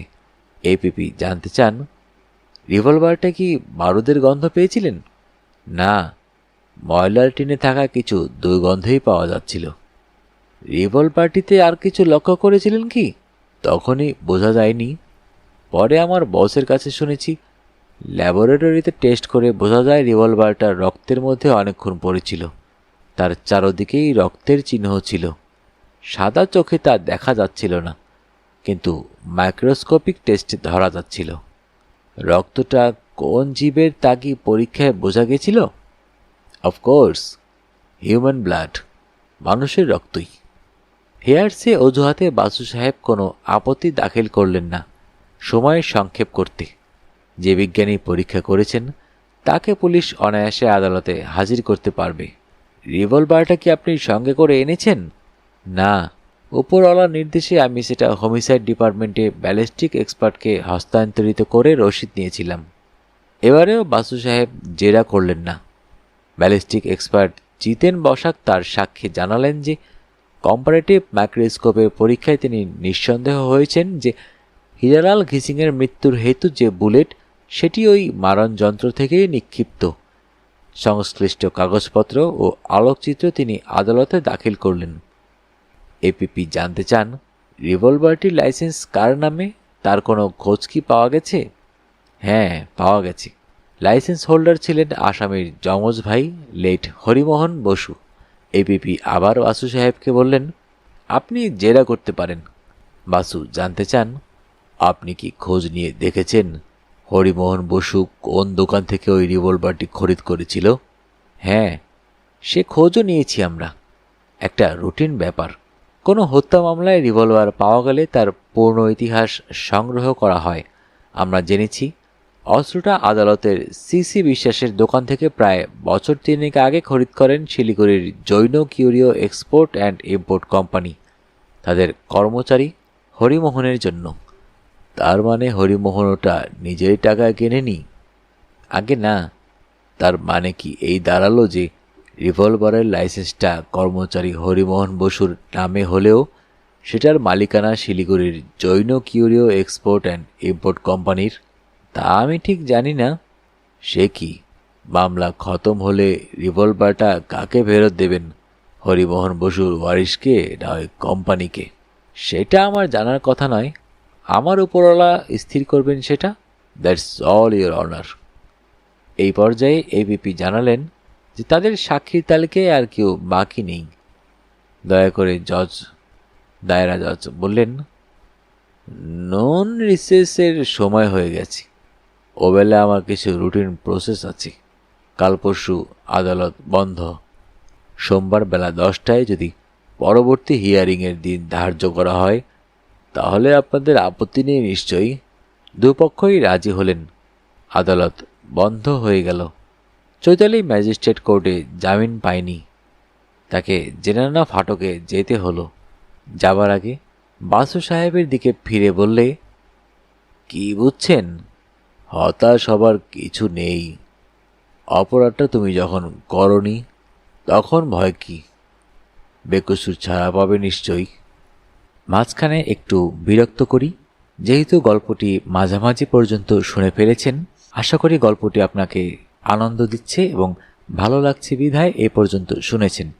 গল্পটি কেমন লাগছে একটি কমেন্টস করে আমাদের অবশ্যই জানাবেন এবং এখনও যদি চ্যানেলটি সাবস্ক্রাইব না করে থাকেন তাহলে অবশ্যই চ্যানেলটি সাবস্ক্রাইব করে বেল আইকনটি অন করে দিবেন। তাহলে গল্পে চলে যাই। শুক্রবার সন্ধ্যায় আদালত থেকে ফিরে এসে সবাই বসেছেন সান্ধ্য আড্ডায়। রানী আদালতে যেতে পারেন না। সচরাচর বাসু সাহেব আদালতে কি ঘটল তার একটা সংক্ষিপ্ত বিবরণ দাখিল করেন, কিন্তু আজ কি জানি কেন তিনি বেশ নিরুৎসাহ। কৌশিকী আদালতের ঘটনা বিস্তারিত জানালো এবং সখেদে নিজের ক্ষোভটাও প্রকাশ করল। জানি না মামিমা, কেন এমনটা হলো। মামু আজ কাউকেই তেমনভাবে জেরা করলেন না। কিছু মনে করবেন না মামু, আমার মনে হচ্ছিল কোনো তৃতীয় শ্রেণীর আইনজীবীকে নিয়োগ করেছে ওই হতভাগিনী ফাঁসির আসামি। বাসু আজ পাইপ ধরাননি। বললেন, আই অ্যাগ্রি। আমি বিশ্বাস করেছি যে চৈতালি খুনটা করেনি, কিন্তু এ ডিলে একটাও অনার্স কার্ড নেই আমার হাতে, ট্রাম্প কার্ডও নেই। সারিবদ্ধ দৌড়িতিরি ছক্কা কি করে খেলব? সুজাতা বলে, আমার কিন্তু বিশ্বাস চৈতালি খুনটা করেছে। সে যে ওই ঘরে ঢুকেছিল তার অকাট্য প্রমাণ আছে। রিভলভারটা তার ভাইয়ের, আর 50,000 টাকা তছরূপ করে সে যে ছদ্মনামে হোটেলে এসে উঠেছিল এটাও প্রতিষ্ঠিত। বাসু বললেন, কিন্তু ওদের তহবিলে ঘাটতি শুধু 50,000 নয়, পুরো 1 লাখ। সেটা চৈতালি সরিয়েছে। আপনার ধমককে 50,000-এর ড্রাফট বানাতে বাধ্য হয়েছিল, বাকি 50,000 সে গায়েব করেছে। ও যেমন ডাইনে বায়ে মিথ্যা কথা বলে, তাতে ওর একটা কথাও বিশ্বাস হয় না। বাসু সাহেব একটা দীর্ঘশ্বাস ফেলে বললেন, কিন্তু ওর সলিসিটর হিসেবে আমাকে যে ধরে নিতে হবে ও অন্তত শেষ পর্যায়ে আমাকে মিথ্যা কথা বলেনি। This is on pleaders ethics. Kaushik বললে, ও ভালো কথা। একটা বিষয়ে আপনাকে অবহিত করা হয়নি। রবিকে মনে আছে? ইন্সপেক্টর রবি বোস? শিওর। ঘড়ির কাঁটায় যে লটারির টাকাটা পেয়েছিল, সে আমার প্রতি চিরকৃতজ্ঞ। কেন, রবি কিছু ক্লু দিতে পারছে? হ্যাঁ, একটা মাইনর ক্লু। সিজার লিস্টের একটা ডাক ব্যাগের রেইনকোট আছে, যেটা আদালতে দাখিল করা হয়নি। কি, ডাক ব্যাগ কোম্পানির রেইনকোট? জাস্ট মিনিট, সেটি কি ঘর সার্চ করার সময় ডিভানটার উপর পড়েছিল? হ্যাঁ, তাই ছিল। আপনি কি করে জানলেন? বাহ, ফটোগ্রাফে দেখলাম যে প্রসিকিউশন এক্সিবিট নম্বর 31। ফটোটা দরজার কাছ থেকে তোলা। মনে হলো ডিভানের ওপর পড়ে আছে একটা রেইনকোট। ডাকব্যাগের কিনা অবশ্য বোঝা যাচ্ছিল না। তখন মনে হয়নি, এখন মনে হচ্ছে ওটা ইনকম্পিটেবল। স্থানকালে একটা অসঙ্গতি। মাসটা ফেব্রুয়ারি, 3-4 মাস কলকাতায় বৃষ্টি হয়নি। এমন সময় হীরালাল তার বর্ষাতিটা কেন বার করে ডিভানের উপর রাখবে? না মামু, সমস্যাটা আরো গভীর। রেনকোটটা হীরালালের নয়, হতে পারে না। তুমি জানলে কেমন করে? হীরালাল ঘিসিংয়ের উচ্চতা 5 ফুট 2 ইঞ্চি, মানে 157 সেমি। রেনকোটটার ঝুল তার চেয়ে বেশি, মানে হীরালাল ওটা গায়ে দিলে 1 বিঘত পরিমাণ মাটিতে লুটাতো। ওটা অন্য কারো। তড়াক করে উঠে পড়েন বাসু সাহেব। প্রতিবর্তী প্রেরণায় হাতটা চলে যায় পকেটে, বার হয়ে আসে পাইপ আর পাউচ। ধীরে ধীরে কক্ষান্তরে চলে যান তিনি। কেউ অবাক হয় না, এটা ওর স্বভাবসিদ্ধ ব্যবহার। এখন মিনিট 10 উনি পদচারণা করবেন নির্জন ঘরে। কার্যকরণ ঘটনা পরম্পরার বিষয়ে যুক্তিনির্ভর সিদ্ধান্তে আসবেন। বাসু লাইব্রেরি ঘরে চলে গেলেন। বিশে এসে জানালো খাবার তৈরি। জানতে চাইল টেবিল সাজাবে কিনা। রানী দৃঢ়স্বরে বললেন, না, সব কিছু ঢাকা দিয়ে রাখো। রুটিগুলো ক্যাসারোলে। মনে হচ্ছে আজ রাত হবে। তা হলো না কিন্তু।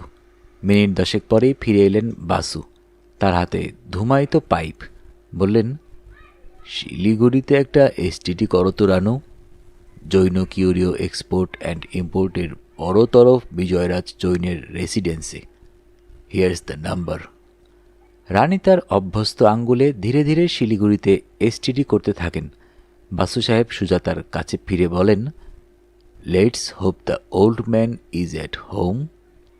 সে আশা সাফল্যমণ্ডিত হল। অচিরেই ও প্রান্তে ভারী গলায় শোনা গেল, ইয়েস, বিজয়রাজ স্পিকিং। বাসু বললেন, good evening mister Jain. This is PK. Basu from Calcutta. Good evening. বলুন ব্যারিস্টার সাহেব, কিভাবে আপনার সেবা করতে পারি? না, আমার নয়।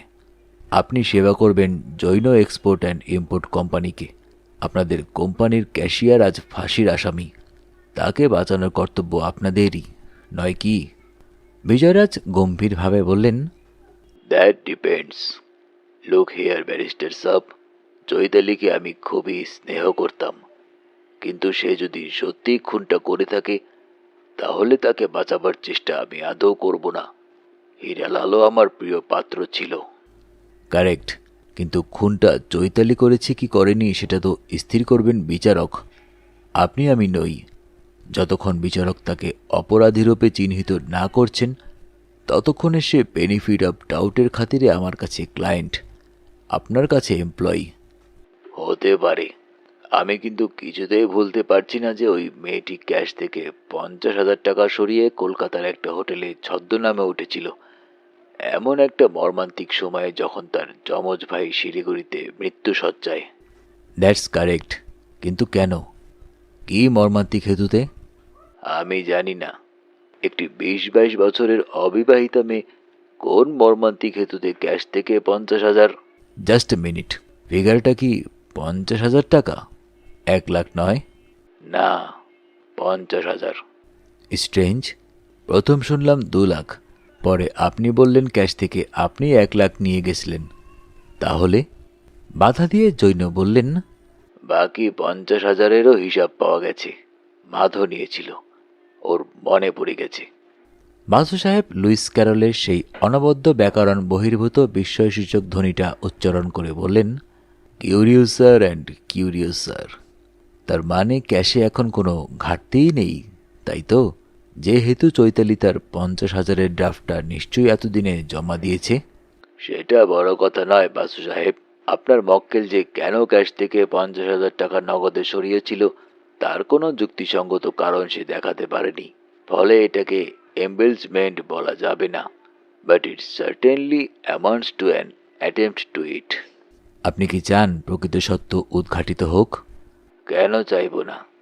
যদি প্রকৃত সত্য উদ্ঘাটিত হলে বুঝতে পারি আমার ধারণাটা ভুল, চৈতালি যা করেছে তার পিছনে কোনো অসৎ উদ্দেশ্য ছিল না, তাহলে নিশ্চয়ই আমি খুশি হব। কিন্তু আপনি আমাকে হঠাৎ ফোনটা করলেন কেন বলুন তো? আমি আপনার সাহায্য প্রার্থী। কি জাতীয় সাহায্য বলুন? আমার ক্ষমতার মধ্যে হলে নিশ্চয়ই করব। আগামী সোমবার মামলার নেক্সট হিয়ারিং ডেট। সেদিন সকাল 10টায় আমি আপনাদের কর্মী সুমিত্রা গর্গকে সাক্ষীর মঞ্চে তুলতে চাই। সুমিত্রা? সুমিত্রা কি জানে? কি সাহায্য করবে আপনাকে? সেটা আমার বিবেচনাতেই ছেড়ে দিন না কেন? অলরাইট, তাকে ছুটি দিতে আমার আপত্তি নেই। তার যাতায়াতের ভাড়া আর রাহা খরচের দায়িত্ব যদি আপনি নেন তবে সে যাবে। অবশ্যই তার যদি নিজের কোনো আপত্তি না থাকে। সে তো আদালতের কোনো সমন পায়নি। বাধা দিয়ে বাসু সাহেব বলেন, সেটুকু উপকার আপনাকে করতে হবে, তাকে রাজি করানোর কাজটা। শুধু তাই নয়, ওই সঙ্গে আপনারা দুজনও আদালতে উপস্থিত থাকবেন, এটাই আমার প্রার্থনা। আমরা দুজন মানে? আপনি এবং আপনার junior partner Madhavraj. That's impossible. সোমবার আমার অনেক কাজ। তাছাড়া আই নো আপনারা দুজনেই অত্যন্ত কর্মব্যস্ত মানুষ, কিন্তু আপনাদের প্রতিষ্ঠানের স্বার্থে আমি সাজেস্ট করব আপনারা দুজন আপনাদের সব জরুরি অ্যাপয়েন্টমেন্ট ক্যান্সেল করে সোমবার ভোরের ফ্লাইটে কলকাতায় চলে আসবেন। এয়ারপোর্টে আমার লোক থাকবে, আপনাদের হোটেলে পৌঁছে দেবে, তারপর আদালতে নিয়ে আসবে। বিজয়রাজ একটু দম ধরে বললেন, প্রতিষ্ঠানের স্বার্থে মানে? দেখুন মিস্টার জৈন, মক্কেলকে বাঁচাতে আমাকে সব রকম চেষ্টাই করতে হবে। আপনাদের তিনজনকে সাক্ষী হিসেবে পেলে আমার কাজটা সহজ হবে, না পেলে আমাকে অন্য দিক দিয়ে অনুসন্ধান করতে হবে। আমাকে দেখতে হবে হীরালাল খুন হবার 2-4 দিন আগে হঠাৎ কেন 2 লাখ টাকা আপনাদের ক্যাশে ঘাটতি হয়েছিল, কিভাবে সে টাকা ভল্টে ফিরে আসে, কি কারণে আপনাদের ক্যাশে সচরাচর ওই জাতীয় বিশাল অঙ্কের টাকা জমা থাকে, আপনাদের কেনাবেচার কত শতাংশ চেকে হয়, কতটা ক্যাশে, কেন বেচাকেনার সিংহভাগ নগদে হয়ে থাকে, ইত্যাদি। বিজয়রাজ বাধা দিয়ে বলে ওঠেন, কিন্তু আমরা তো কোনো অভিযোগ করিনি যে আমাদের ক্যাশে কখনো কোনো ঘাটতি হয়েছে বা এখনো আছে। করেছেন, মৌখিকভাবে, আমার কাছে। প্রথমে আপনার পার্টনার বললেন 2 লাখ, পরে শুনলাম 1 লাখ, এখন শুনছি ঘাটতিই নেই। কিন্তু আপনার পার্টনারের মৌখিক অনুরোধে ওই তহবিল তছরূপের ব্যাপারে ডিআইজি নর্দার্ন রেঞ্জ লালবাজারে ফোন করেছিল, এটা ফ্যাক্ট। 2 জন সাদা পোশাকের পুলিশ সেই অনুসারে রিপন স্ট্রিটের হোটেল পান্নায় আমার মক্কেলকে জেরা করতে চায়, এটাও ফ্যাক্ট, তাই নয়? আপনি ঠিক কি চান বলুন তো?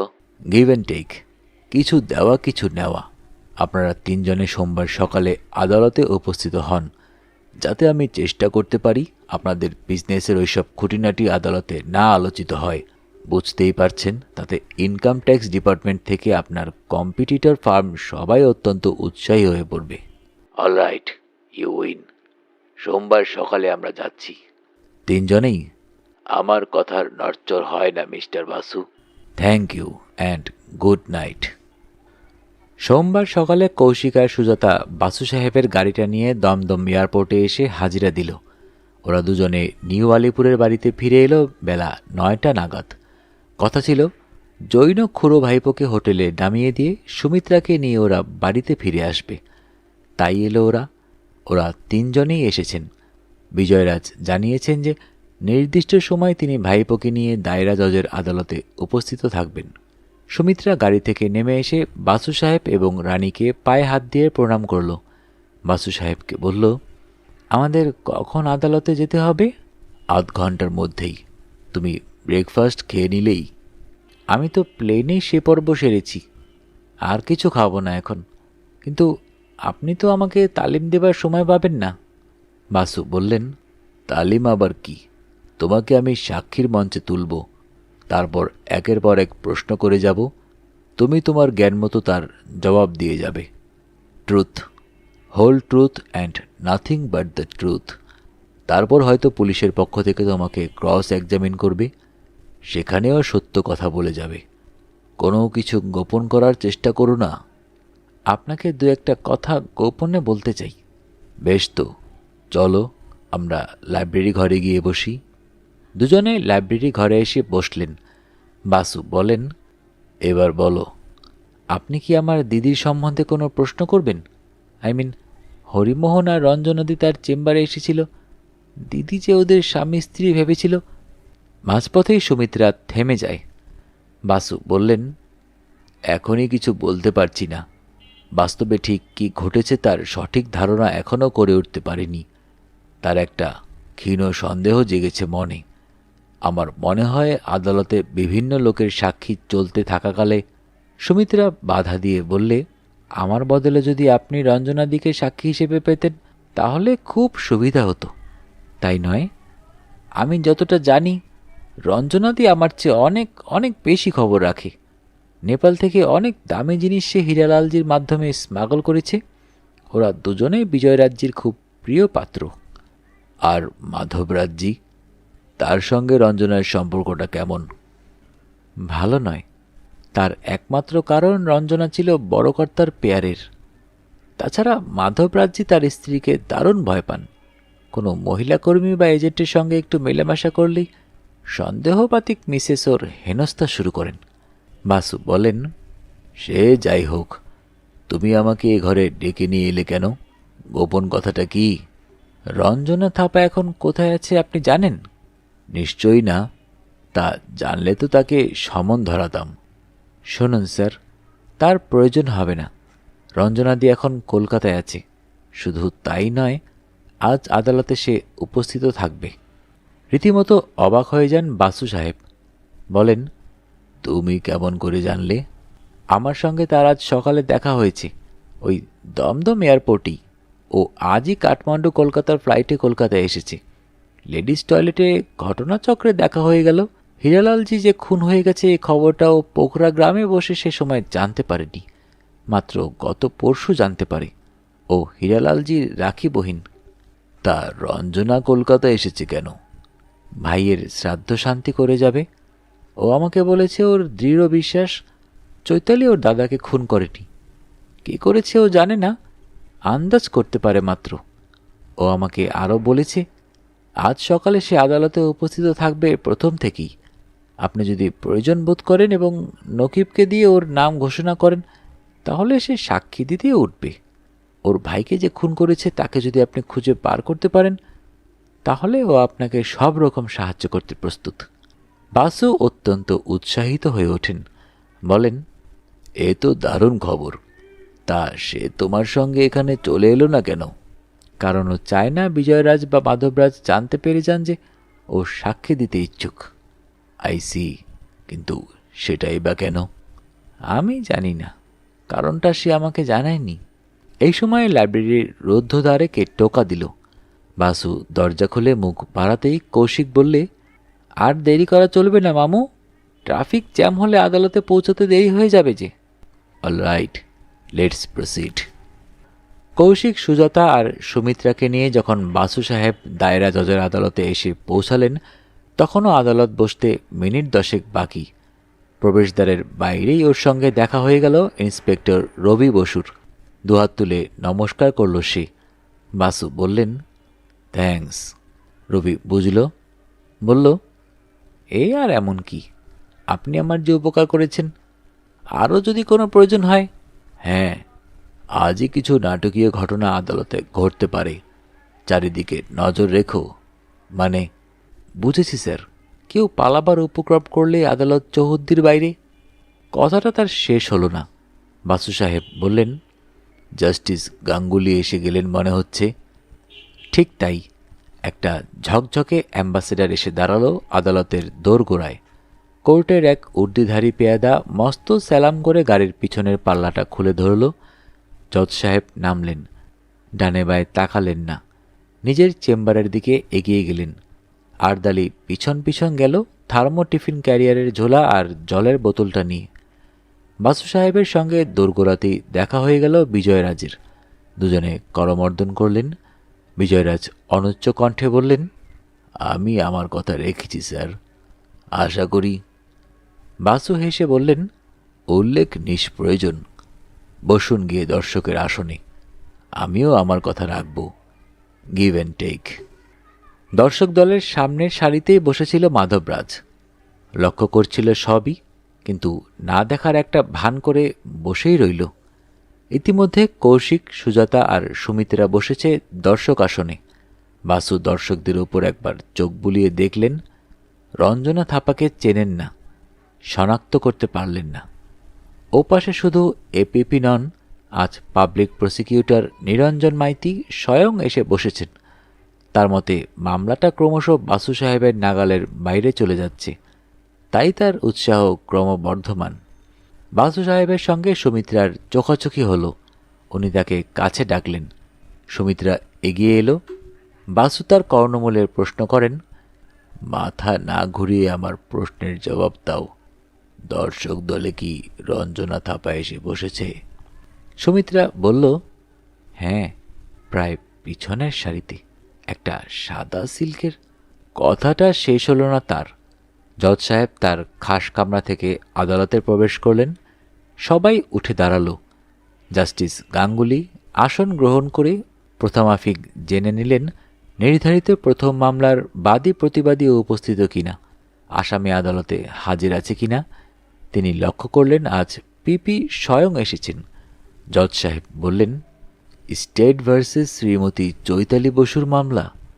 আগের দিন প্রসিকিউশন তাদের তালিকা শেষ করেছিলেন। এখন প্রতিবাদী তার সাক্ষীদের একে একে ডাকতে পারেন। বাসু বললেন, তার পূর্বে আমি প্রসিকিউশনের একজন সাক্ষীকে ক্রস করতে চাই। তড়াক করে লাফিয়ে ওঠেন পিপি মাইতি সাহেব। বলেন, দিস ইজ প্রিপটাস, ইউর অনার। বাদীপক্ষ তাদের সাক্ষীদের একে একে তুলেছেন। প্রতিটি ক্ষেত্রেই মাননীয় সহযোগীকে আদালত সুযোগ দিয়েছেন জেরা করবার জন্য। উনি তা করেননি। এখন তা করতে চাইলে সেটা বেনজির হয়ে যাবে। He has missed the pass. Basu আদালতকে সম্বোধন করে বললেন, ইতিমধ্যে প্রতিবাদী পক্ষ কয়েকটি তথ্য জানতে পেরেছেন যে কথা পূর্বদিন জানা ছিল না। প্রথমে ক্রস না করে বিশেষ কারণে পরে ক্রস এক্সামিন করা আদৌ বেনজির নয়। আমি হাফ এ ডজন নজিরের তালিকা নিয়ে এসেছি, আশঙ্কা করে যে মাননীয় সহযোগী আপত্তি করতে পারেন।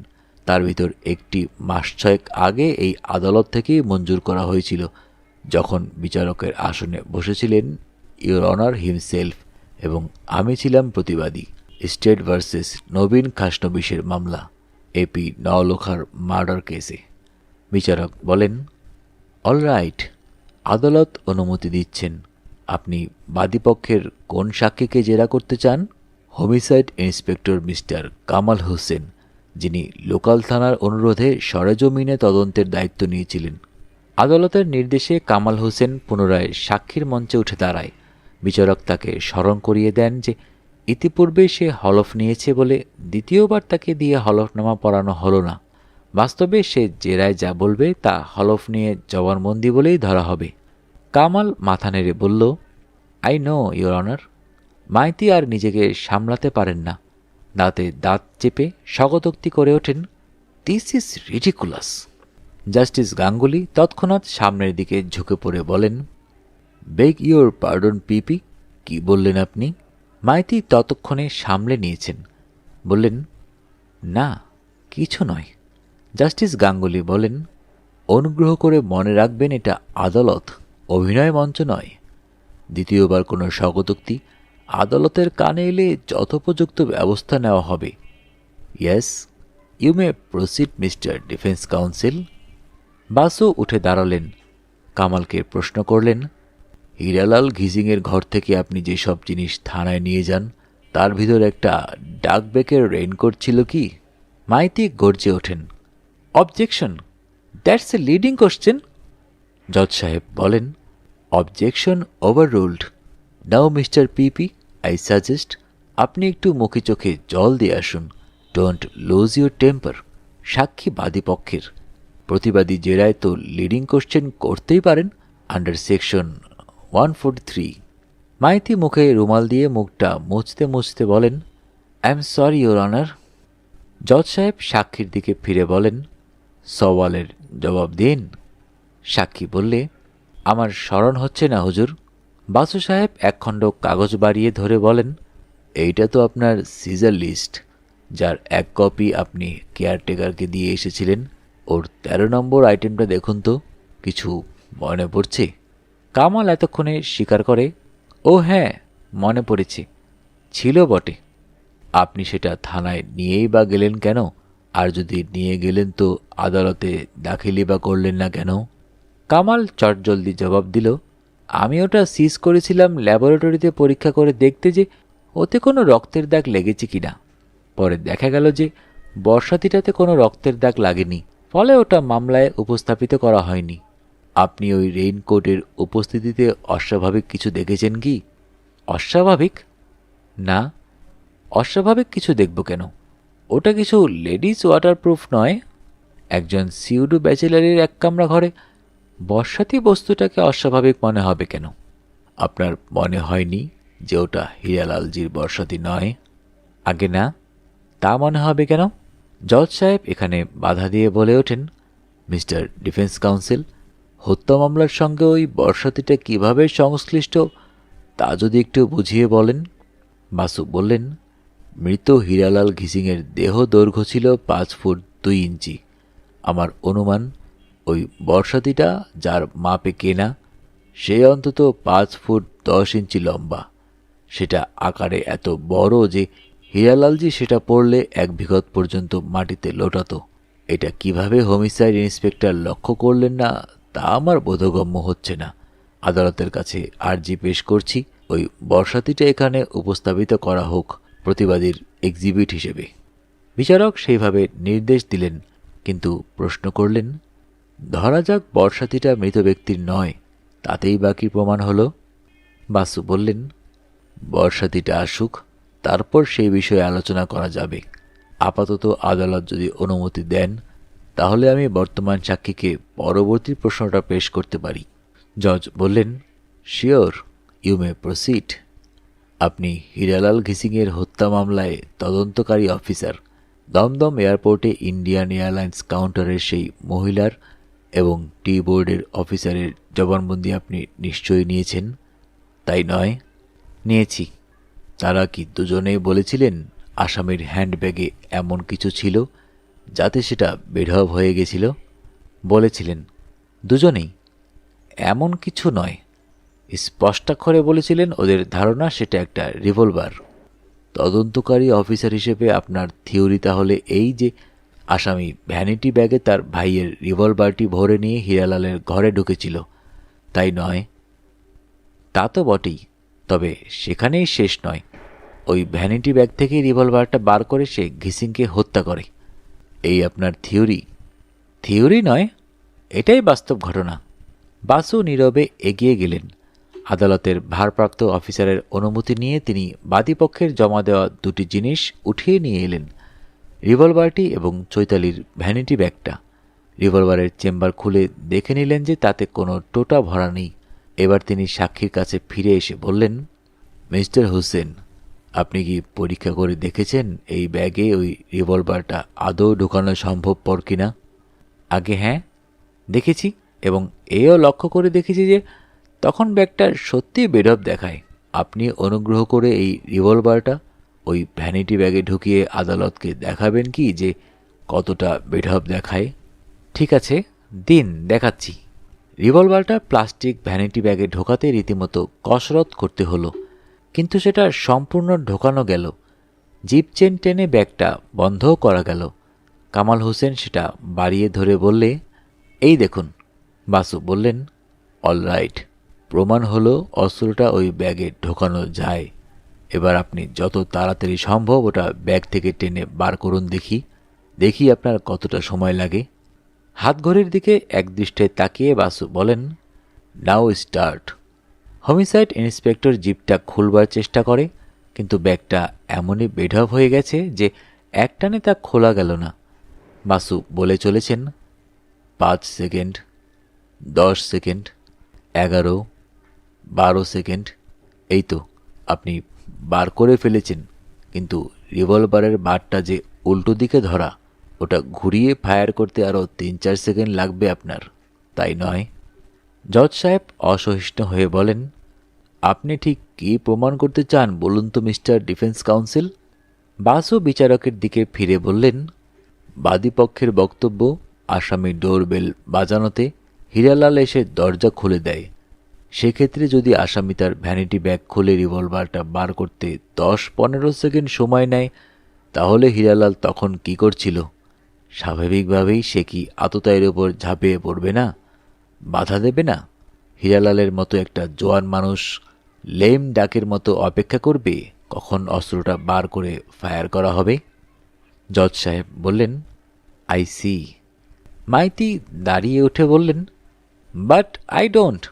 বাস্তবে হয়তো আসামি ডোরবেল বাজানোর আগেই নির্জন করিডোরে তার ভ্যানিটি ব্যাগ খুলে রিভলভারটা বার করে বাগিয়ে ধরেছিল। তারপরে সে ডোরবেল বাজায়, দোর খুলেই হীরালাল উদ্যত রিভলভারের সামনে পড়ে। বাসু সহাস্যে বললেন, সেক্ষেত্রে 1 নম্বর, আততায়ী তার নিহত ব্যক্তির মধ্যে দূরত্ব 1 মিটারের চেয়ে কম হতো, যেটা বাদীপক্ষের ব্যালিস্টিক এক্সপার্টের মতের সঙ্গে মিলে না। 2 নম্বর, হীরালালের মৃতদেহ দোরগোড়াতেই পড়ে থাকত। ব্যাক গিয়ারে 5 পা গিয়ে নিজের বিছানায় উঠে মরার সৌভাগ্য তার হতো না। এই সময় বর্ষাতিটা আদালতে এসে পৌঁছালো। বাসু সাহেব বললেন, with your permission your honour, আমি বর্তমান সাক্ষীর জেরা সাময়িকভাবে স্থগিত রেখে আমার পরবর্তী সাক্ষীকে ডাকতে চাই, যাতে বর্ষাতিটার প্রাসঙ্গিকতা বোঝা যায়। বিচারক অনুমতি দিলেন। বাসু সাহেব মাধবরাজ জৈনকে সাক্ষীর মঞ্চে উঠে আসতে বললেন। তৎক্ষণাৎ সামনের সারির একটি চেয়ার ছেড়ে গাউন পরা একজন উকিল বিচারকের মঞ্চের দিকে এগিয়ে গেলেন। একখণ্ড সিলমোহর করা কাগজ বাড়িয়ে ধরে বললেন, হুজুর, আমি হচ্ছি প্রাণনাথ পতিতণ্ডু, অ্যাডভোকেট। আমাকে আমোক্তারনামা দিয়েছেন বর্তমান সাক্ষী মিস্টার মাধবরাজ জৈন, তার এবং তার কোম্পানির স্বার্থ দেখবার জন্য। আদালত কাগজটি গ্রহণ করলেন। বাসু সাক্ষীকে প্রথম প্রশ্নটি করলেন একটু বেয়ারা ধরনের। মিস্টার জৈন, আপনি একটি হত্যা মামলায় সাক্ষী দিতে এসেছেন, সেক্ষেত্রে আপনার স্বার্থ দেখবার জন্য একজন কাউন্সিলর নিযুক্ত করার প্রয়োজন হলো কেন? মাধবরাজ বললেন, আসামি আমাদের কোম্পানির এমপ্লয়ি এবং নিহত ব্যক্তি আমাদের কোম্পানিরই একজন এজেন্ট, সংগ্রাহক। এক্ষেত্রে কোম্পানি এবং তার মালিকের স্বার্থ দেখবার জন্য একজন আইনজ্ঞ ব্যক্তিকে নিয়োগ করাই তো স্বাভাবিক। বাসু জানতে চান, আসামির যমজ ভাই হীরালালজির মৃত্যুর ২৪ ঘন্টার মধ্যে যে শিলিগুড়ির হাসপাতালে মারা যায়, সেই হরিমোহন বসুও কি আপনাদের কোম্পানির এমপ্লয়ি ছিল? মাধবরাজ সে কথা স্বীকার করলেন। বাসু সাহেবের প্রশ্নোত্তরে প্রতিষ্ঠিত হল ওদের কোম্পানির নাম এবং তারা কী জাতের কাজ করেন। হরিমোহনকে কী জাতীয় কাজ করতে হতো, সে কত টাকা মাইনে পেত। মাধবরাজ একথাও স্বীকার করলেন যে হরিমোহন প্রায় শিলিগুড়ি থেকে কোম্পানির নির্দেশে কলকাতা যেত দামি কিউরিও ডেলিভারি দিতে এবং নগদ টাকা সংগ্রহ করে আনতে, অথবা নগদ টাকা নিয়ে কলকাতা যেত নিলাম থেকে দামি কিউরিও ক্রয় করে আনতে। এই জন্য হরিমোহনকে রেলওয়ের প্রথম শ্রেণীর ভাড়া কোম্পানির থেকে দেওয়া হতো এবং তার নিরাপত্তার জন্য তাকে একটি রিভলভারও কিনে দেওয়া হয়েছিল। মাধবরাজ আদালতে দাখিল করা তথাকথিত মার্ডার ওয়েপনটা পরীক্ষা করে এবং তার নম্বর নোটবুকে মিলিয়ে দেখে নিয়ে শনাক্ত করে বললেন, ওইটাই হরিমোহনের রিভলভার। তারপর বাসু সাহেব জানতে চান, গত বছর গ্রীষ্মকালে এপ্রিল মে জুন মাস নাগাদ আপনি কি কিছু নেপালে কিউরিও কিনতে হরিমোহনকে নিয়ে প্লেনে করে কাঠমান্ডু গিয়েছিলেন? হ্যাঁ, গিয়েছিলাম। সে সময় হরিমোহনের রিভলভারটা কোথায় ছিল? প্লেনে করে তো সেটা কাঠমান্ডু নিয়ে যেতে পারেনি। আমি জানি না, আমার জানার কথাও নয়।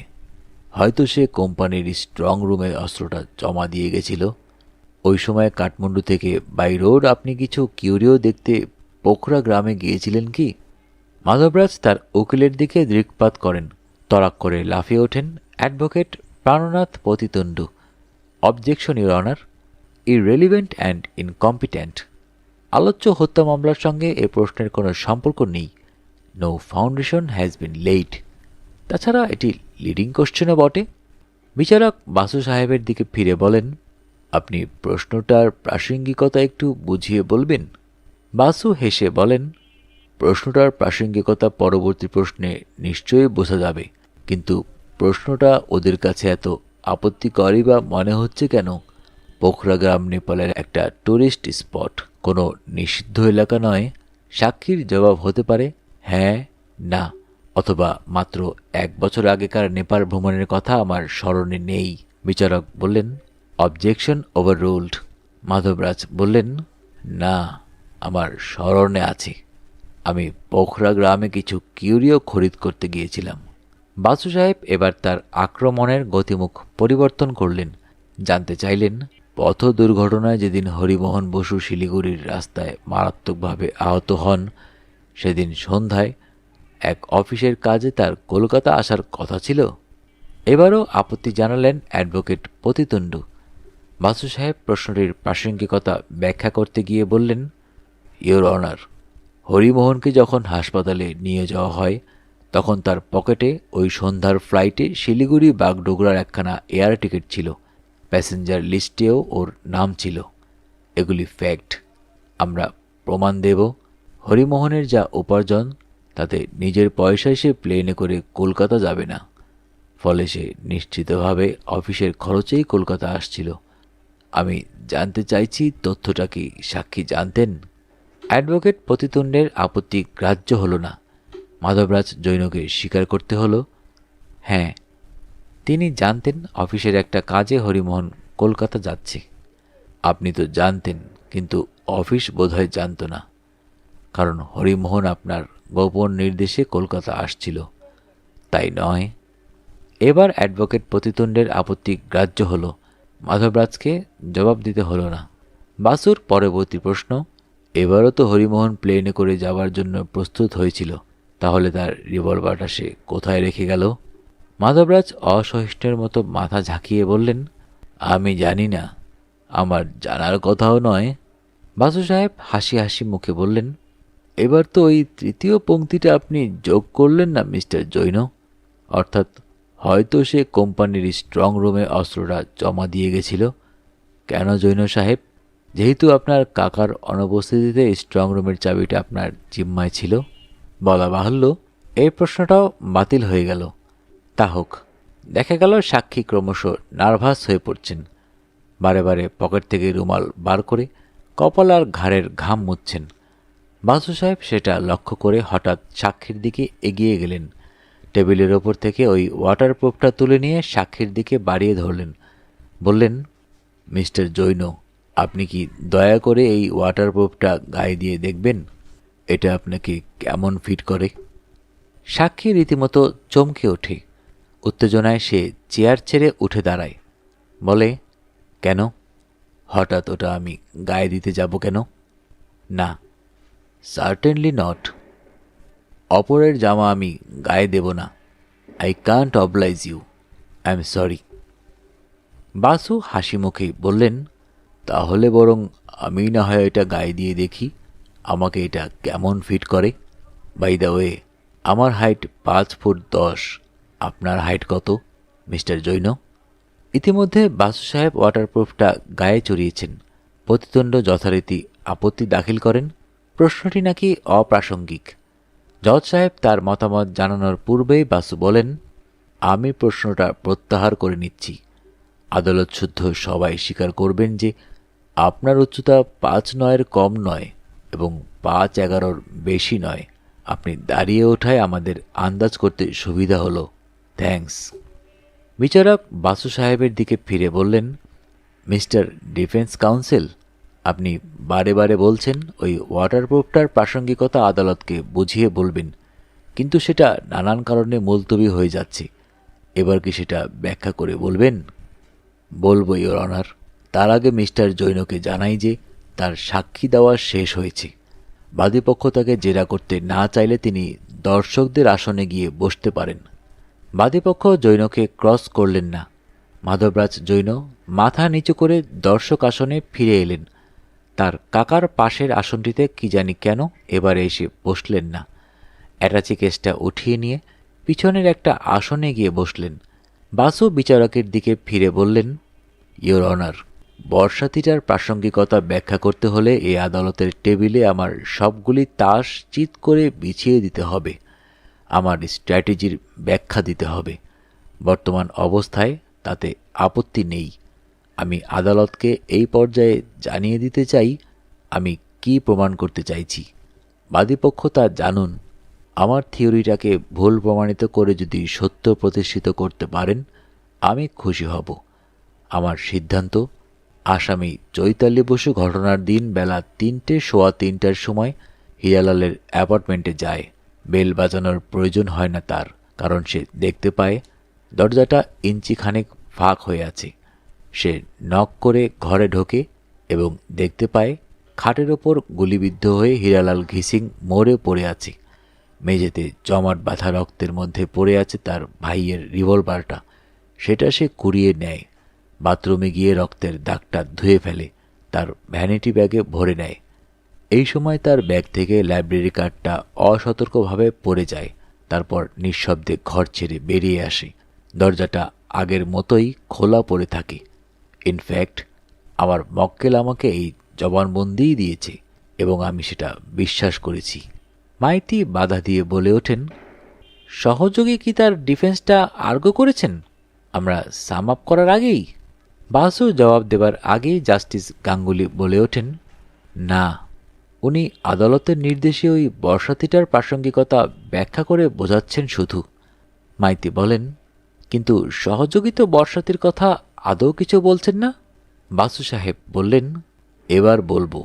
এ পর্যন্ত যা বলেছি তা আমার থিওরির ফাউন্ডেশন মাত্র। আমি যা বলেছি তা ধরে নিতে হলে এটাও ধরে নিতে হবে যে চৈতালি ওই ঘরে প্রবেশ করার পূর্বে বেলা 3টার আগে আরেকজন ওই ঘরে ঢুকেছিল, যে ব্যক্তি খুনটা করে।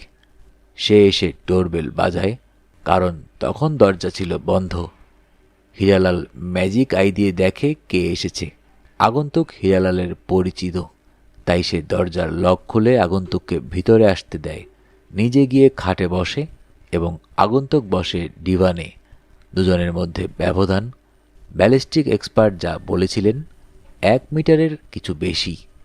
কি কথাবার্তা হয় আমরা জানি না, মতপার্থক্য কিছু হয়েছিল। একেবারে আচমকা তার পরিকল্পনা মতো আগন্তুক হাতটা তোলে এবং ফায়ার করে। রিভলভারটা তার ডান হাতেই ধরা ছিল। মাইতি বলেন, ও, এবার বুঝি লেমডাক হতে হীরালালের আপত্তি হলো না? আগন্তুকের হাতে রিভলভারটা দেখে সে আত্মরক্ষার কোনো চেষ্টাই করল না। বাসু মাইতির দিকে ফিরে বললেন, এইখানেই বর্ষাতিটার প্রাসঙ্গিকতা। আগন্তুকের হাতে ছিল ককড রিভলভার, কিন্তু তার নিজের বর্ষাতিতে হাতের রিভলভারটা সযত্নে ঢাকা দেওয়া ছিল। হীরালাল তা জানত না, দেখতেই পায়নি। হীরালাল দুর্ভাগ্যবশত খেয়াল করে দেখেনি আকাশ নির্মেঘ হওয়া সত্ত্বেও আগন্তুক কেন ওই বর্ষাতিটা হাতে করে এনেছে। আদালতে আলপিন পতন, নিস্তব্ধতা। বাসুই আবার কথা বলে ওঠেন, আমার এ অনুমান সত্য হলে 1. আগন্তুক হীরালালের পরিচিত ব্যক্তি। 2. আগন্তুকের উচ্চতা 5 ফুট 10 ইঞ্চির কাছাকাছি। 3. সে পুরুষ মানুষ। 4. হীরালালজিকে দুনিয়া থেকে সরিয়ে দেবার একটা জোরালো ইচ্ছা আগন্তুকের ছিল। প্রসঙ্গত বলি, আসামির হত্যা উদ্দেশ্য নিয়ে বাদীপক্ষ কোনো ইঙ্গিত এখনো পর্যন্ত দেয়নি। আদালত অনুমতি করলে আমি ওই অজ্ঞাত আগন্তুকের হত্যা উদ্দেশ্যটা এবার প্রতিষ্ঠা করব, যা থেকে আগন্তুকের পরিচয়টাও ক্রমশ স্পষ্ট হয়ে উঠবে। Should I proceed with the case, your honour?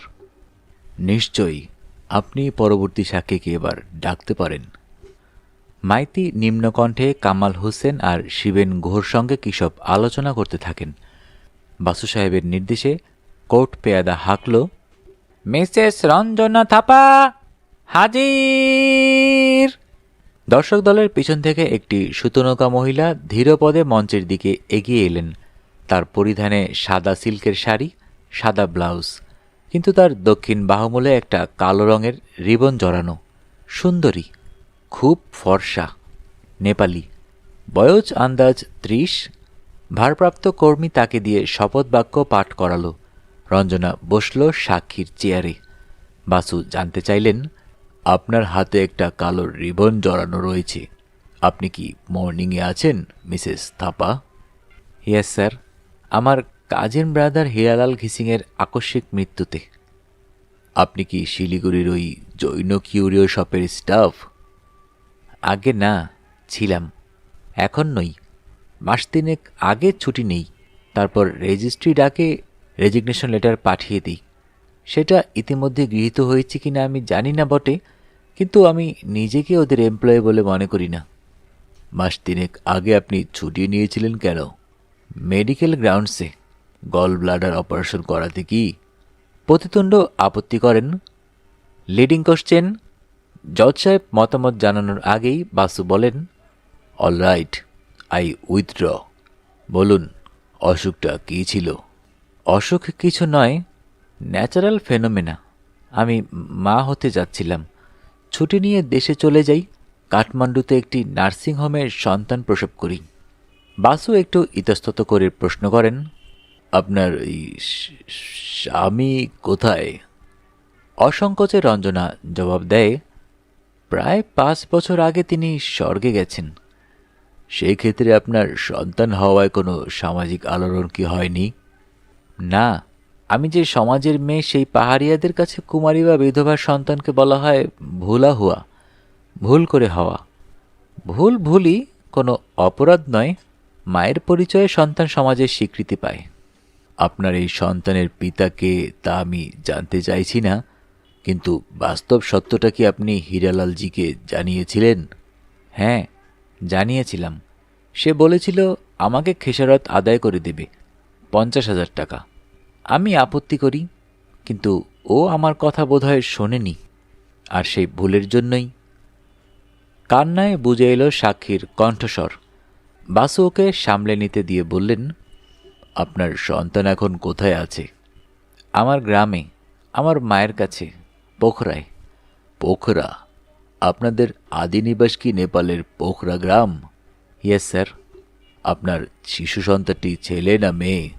মেয়ে। তার বাবা কি মোটর অ্যাক্সিডেন্টে মারা গেছেন? আগে না, তিনি বহাল তবিয়তে জীবিত আছেন। তিনি কি এই আদালতে আছেন? রঞ্জনা তৎক্ষণাৎ বলে, 5 মিনিট আগেও তাকে দেখেছি, কিন্তু এখন দেখছি তার চেয়ারটা ফাঁকা। বাসু কিছু বলার আগেই আদালতের বাইরে থেকে একটা ধস্তাধস্তির চিৎকার চেঁচামেচির শব্দ ভেসে এলো। বিচারক ঘন ঘন তার হাতুড়িটা টেবিলে ঠুকলেন।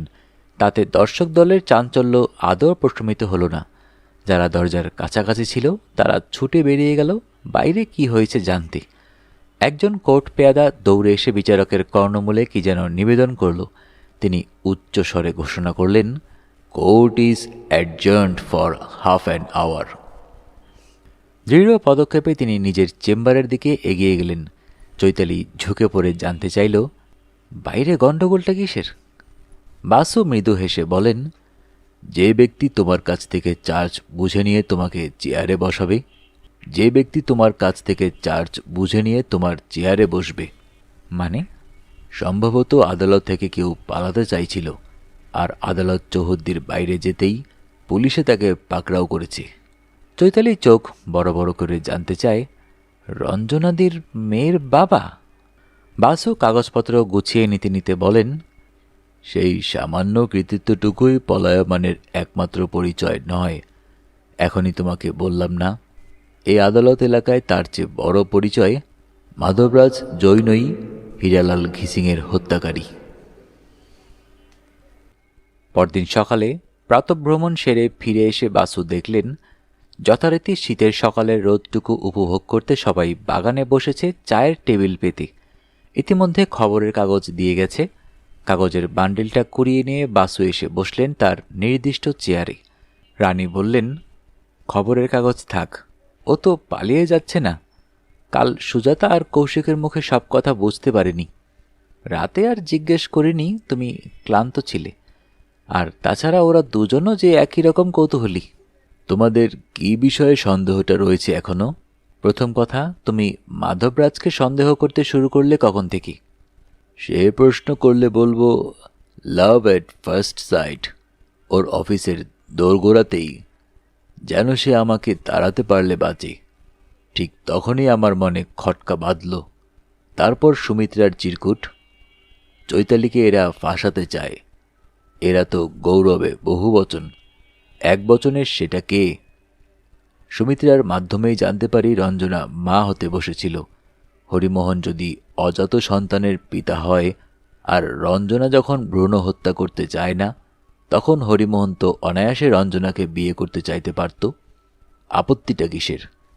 বয়সের? সেটা তো ধর্তব্যের মধ্যেই নয়। দেখা গেল সুটকেসে 50,000 টাকা নিয়ে রিভলভারটা অফিসের স্ট্রং রুমে জমা দিয়ে হরিমোহন প্লেনে করে কলকাতা যাচ্ছিল। নিজের পয়সায় নয়, অত টাকা তার নেই, আবার অফিসের অফিসিয়াল নির্দেশীয় নয়। তাহলে কার নির্দেশে? বিপত্নিক বিজয়রাজের নির্দেশেও নয়। তিনি রঞ্জনার সন্তানের পিতা হলে পুনর্বিবাহ করতেন। একজন বিধবা, অপরজন বিপত্নিক, কোনো তরফেই আপত্তি হতো না। নেতিনেতি করতে ছাঁকনিতে পড়ে রইল মাধবরাজ। তার স্ত্রী বর্তমান। ধর্মান্তর করে মুসলমান না হলে সে রঞ্জনাকে বিবাহ করতে পারে না। ধর্মান্তরিত হলে সে নির্ঘাত প্রথম স্ত্রীর ডিভোর্সের সম্মুখীন হতো। ভবিষ্যতে অগাধ সম্পত্তির আশা, মানে শ্বশুরমশাইয়ের দেহান্তে যেটা সে প্রত্যাশা করছে, বিসর্জন দিতে হয়। মাধবরাজ চেয়েছিল অ্যাবর্শন। সন্তান তার কাছে অবাঞ্ছিত আপদ। বঞ্চিত মাতৃত্ব রঞ্জনার দৃষ্টিভঙ্গিতে ওই ভুয়াহুলা এক কাঙ্ক্ষিত সম্পদ। যে কোনো কারণেই হোক রঞ্জনা পুনর্বিবাহ করতে চায় না, অথচ সে সন্তান চায়। ওর ভুল হয়েছিল হীরালালের কাছে সত্যি কথাটা স্বীকার করা। কি জানি, হয়তো টাকার প্রয়োজনটাও ছিল। হীরালাল ব্ল্যাকমেলিং করছিল, এটাও আন্দাজে বলা। হয়তো রাখি বহিনের উপকার করতেই, নিজের স্বার্থে নয়। সে যা হোক, হরিমোহন মাধবের ডান হাত। শিলিগুড়িতে সে লেডি গাইনোকোলজিস্ট দিয়ে রঞ্জনাকে পরীক্ষা করায় মাধবের নির্দেশানুসারে। সুমিত্রা ভুল বোঝে, চৈতালি তো জানতেই পারে না।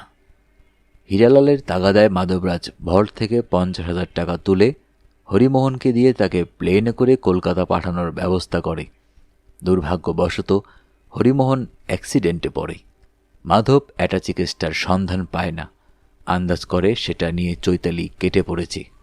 তাতেই ও পুলিশে খবর দিয়ে চৈতালিকে টাকাসহ ধরবার চেষ্টা করে। নিজে ভল্ট থেকে আরও 50,000 টাকা তুলে মালখানা থেকে হরিমোহনের রিভলভারটা নিয়ে কলকাতা চলে যায়। বাকিটা তোমরা জানোই। রানী বললেন, না, জানি না। সে ফিরল কেমন করে? সন্ধ্যার প্লেনে তুমি দমদম বাগডোগরা ফ্লাইটে গেছো, রাত্রে চার্টার প্লেনে গেছে চৈতালি, কিন্তু তোমরা তো কেউ ওকে দেখতে পাওনি। ঠিক তখনই বেজে উঠল টেলিফোনটা। আজকাল সবার আগে টেলিফোনের ওপর ঝাঁপিয়ে পড়ে বিষে। শুনে নিয়ে বললে, সাহেবের ফোন, লালবাজার থেকে। বাসু ইতিমধ্যে একটা কর্ডলেস অ্যাটাচমেন্ট নিয়েছেন। বিশু টেলিফোনটা উঠিয়ে নিয়ে বাগানে এলো। বাসু তার কথা মুখে বললেন, Basu speaking. Good morning sir, আমি রবি, ইন্সপেক্টর রবি বসু। দুটো ভালো খবর আছে স্যার, শুনবেন? বলো। শুভ সংবাদ শীঘ্রই শুনতে হয়। 1 নম্বর, আপনার মক্কেলকে জেনানা ফাটক থেকে এইমাত্র ছেড়ে দেওয়া হলো। জামিন নয়, পার্মানেন্টলি। কেসটা আমরা উইথড্র করেছি। 2 নম্বর খবর, মাধবরাজ 3rd ডিগ্রিতে ভেঙে পড়েছে। বড়লোকের ছেলে, আদরে গোবরে মানুষ, চাপ সহ্য করতে পারল না। সে আদ্যন্ত কবুল করেছে। হীরালাল তাকে ব্ল্যাকমেল করতে চাইছিল। হরিমোহনের হাতে মাধবরাজ 50,000 টাকা পাঠাবার ব্যবস্থাও করেছিল, কিন্তু বিধি বাম। হরিমোহন গেল হাসপাতালে, আর তার যমজ বোন অ্যাটাচি কেসটা উঠিয়ে নিয়ে উধাও। মাধবরাজ ভল্ট থেকে আরো 50,000 টাকা বার করে নিয়ে স্ট্রং রুম থেকে হরির রিভলভারটা সংগ্রহ করে ট্রেনে করে কলকাতা চলে আসে। হীরালালের ঘরে ঠিক কি নিয়ে দুজনের ঝগড়া বিবাদ হয় জানি না, সম্ভবত টাকার অঙ্ক নিয়ে। যাই হোক, মাধবর ব্ল্যাকমেলিং এর খেলা চিরতরে খতম করে দিয়ে ফিরে যায়। কিন্তু সে পরদিন সকালে শিলিগুড়িতে ফিরল কি করে? সন্ধ্যার ফ্লাইটে আমি নিজে গিয়েছি। লেট নাইট চার্টার প্লেনে এসেছে চৈতালি। আমরা কেউ তো ওকে মিট করিনি। এর তো সহজ উত্তর স্যার, মাধব খুনটা করে দুপুরে। শিয়ালদহ থেকে অনায়াসে রাত 7টার দার্জিলিং মেল ধরে পরদিন ভোরবেলা পৌঁছায় নিউ জলপাইগুড়ি। সেখান থেকে বাই রোড ট্যাক্সি করে অফিস টাইমের আগেই শিলিগুড়ি। অসুবিধাটা কি? বাসু বললেন, থ্যাংক ইউ। আমার মক্কেল এখন কোথায়? ট্যাক্সি নিয়ে আপনার বাড়ির দিকেই রওনা দিয়েছে, আর মিনিট 15-এর ভিতরেই পৌঁছে যাবে আশা করি। যন্ত্রটা বিষের হাতে দিয়ে বাসু সাহেব সুখবরটা সবাইকে জানাতে গেলেন, কিন্তু আবার বাধা পড়ল। আবার বেজে উঠল telephone. Basu speaking. Good morning mister Basu, this is Jaino, the senior one, Vijayraj. Yes, বলুন। আপনি কি আপনার ভাইপোর ডিফেন্স বিষয়ে? হঠাৎ বাধা দিয়ে বিজয়রাজ বলে ওঠেন, নো, অ্যান এমফেটিক নো। যতদিন ছোট ছিল বুকের পাঁজরের মতো তাকে আগলে রেখেছিলাম। এখন সে সাবালক, আমার বিজনেস পার্টনার। নিজের ভালো মন্দ সে নিজেই স্থির করে। প্রাণনাথ প্রতিতুণ্ডকে সে এমপ্লয় করেছিল আমাকে না জানিয়ে। নো ব্যারিস্টার সাহেব, ভাইপোর ডিফেন্সের জন্য এই 7 সকালে আপনাকে বিরক্ত করিনি। তাহলে আমি আজই সন্ধ্যার ফ্লাইটে বাগডোগরায় ফিরে যাব। ভাইপোটা অপগণ্ড, কিন্তু তার স্ত্রীর বৌমার দায়িত্বটা তো এখন আমার। আপনি আজ সারাদিনে আমাকে কিছু সময় দিতে পারবেন? কেন, কাজটা কি? 2টো কাজ। 1 নম্বর, আমার উইলটা পাল্টাতে চাই। আমার সমস্ত সম্পত্তি ভাইপোর বদলে তার স্ত্রীকে দিয়ে যেতে চাই। 2টো কাজ বলেছিলেন? দ্বিতীয়টা, চৈতালি বসুর একটা হেভি ড্যামেজ ক্লেম ডিউ হয়েছে। টাকার অঙ্কটা আপনি নির্ধারণ করবেন। হীরালালের কোনো নিকটাত্মীয় আছে কি না জানি না, খোঁজ নিচ্ছি। সেই ক্ষেত্রে তাকেও খেসারত দিতে হবে। বলুন, কখন আপনার সময় হবে? এখনই। আপনি সোজা আমার অফিসে চলে আসুন। আপনার এমপ্লয়ি চৈতালি বসুও আসছে, সামনাসামনি কথা হয়ে যাবে। Thank you.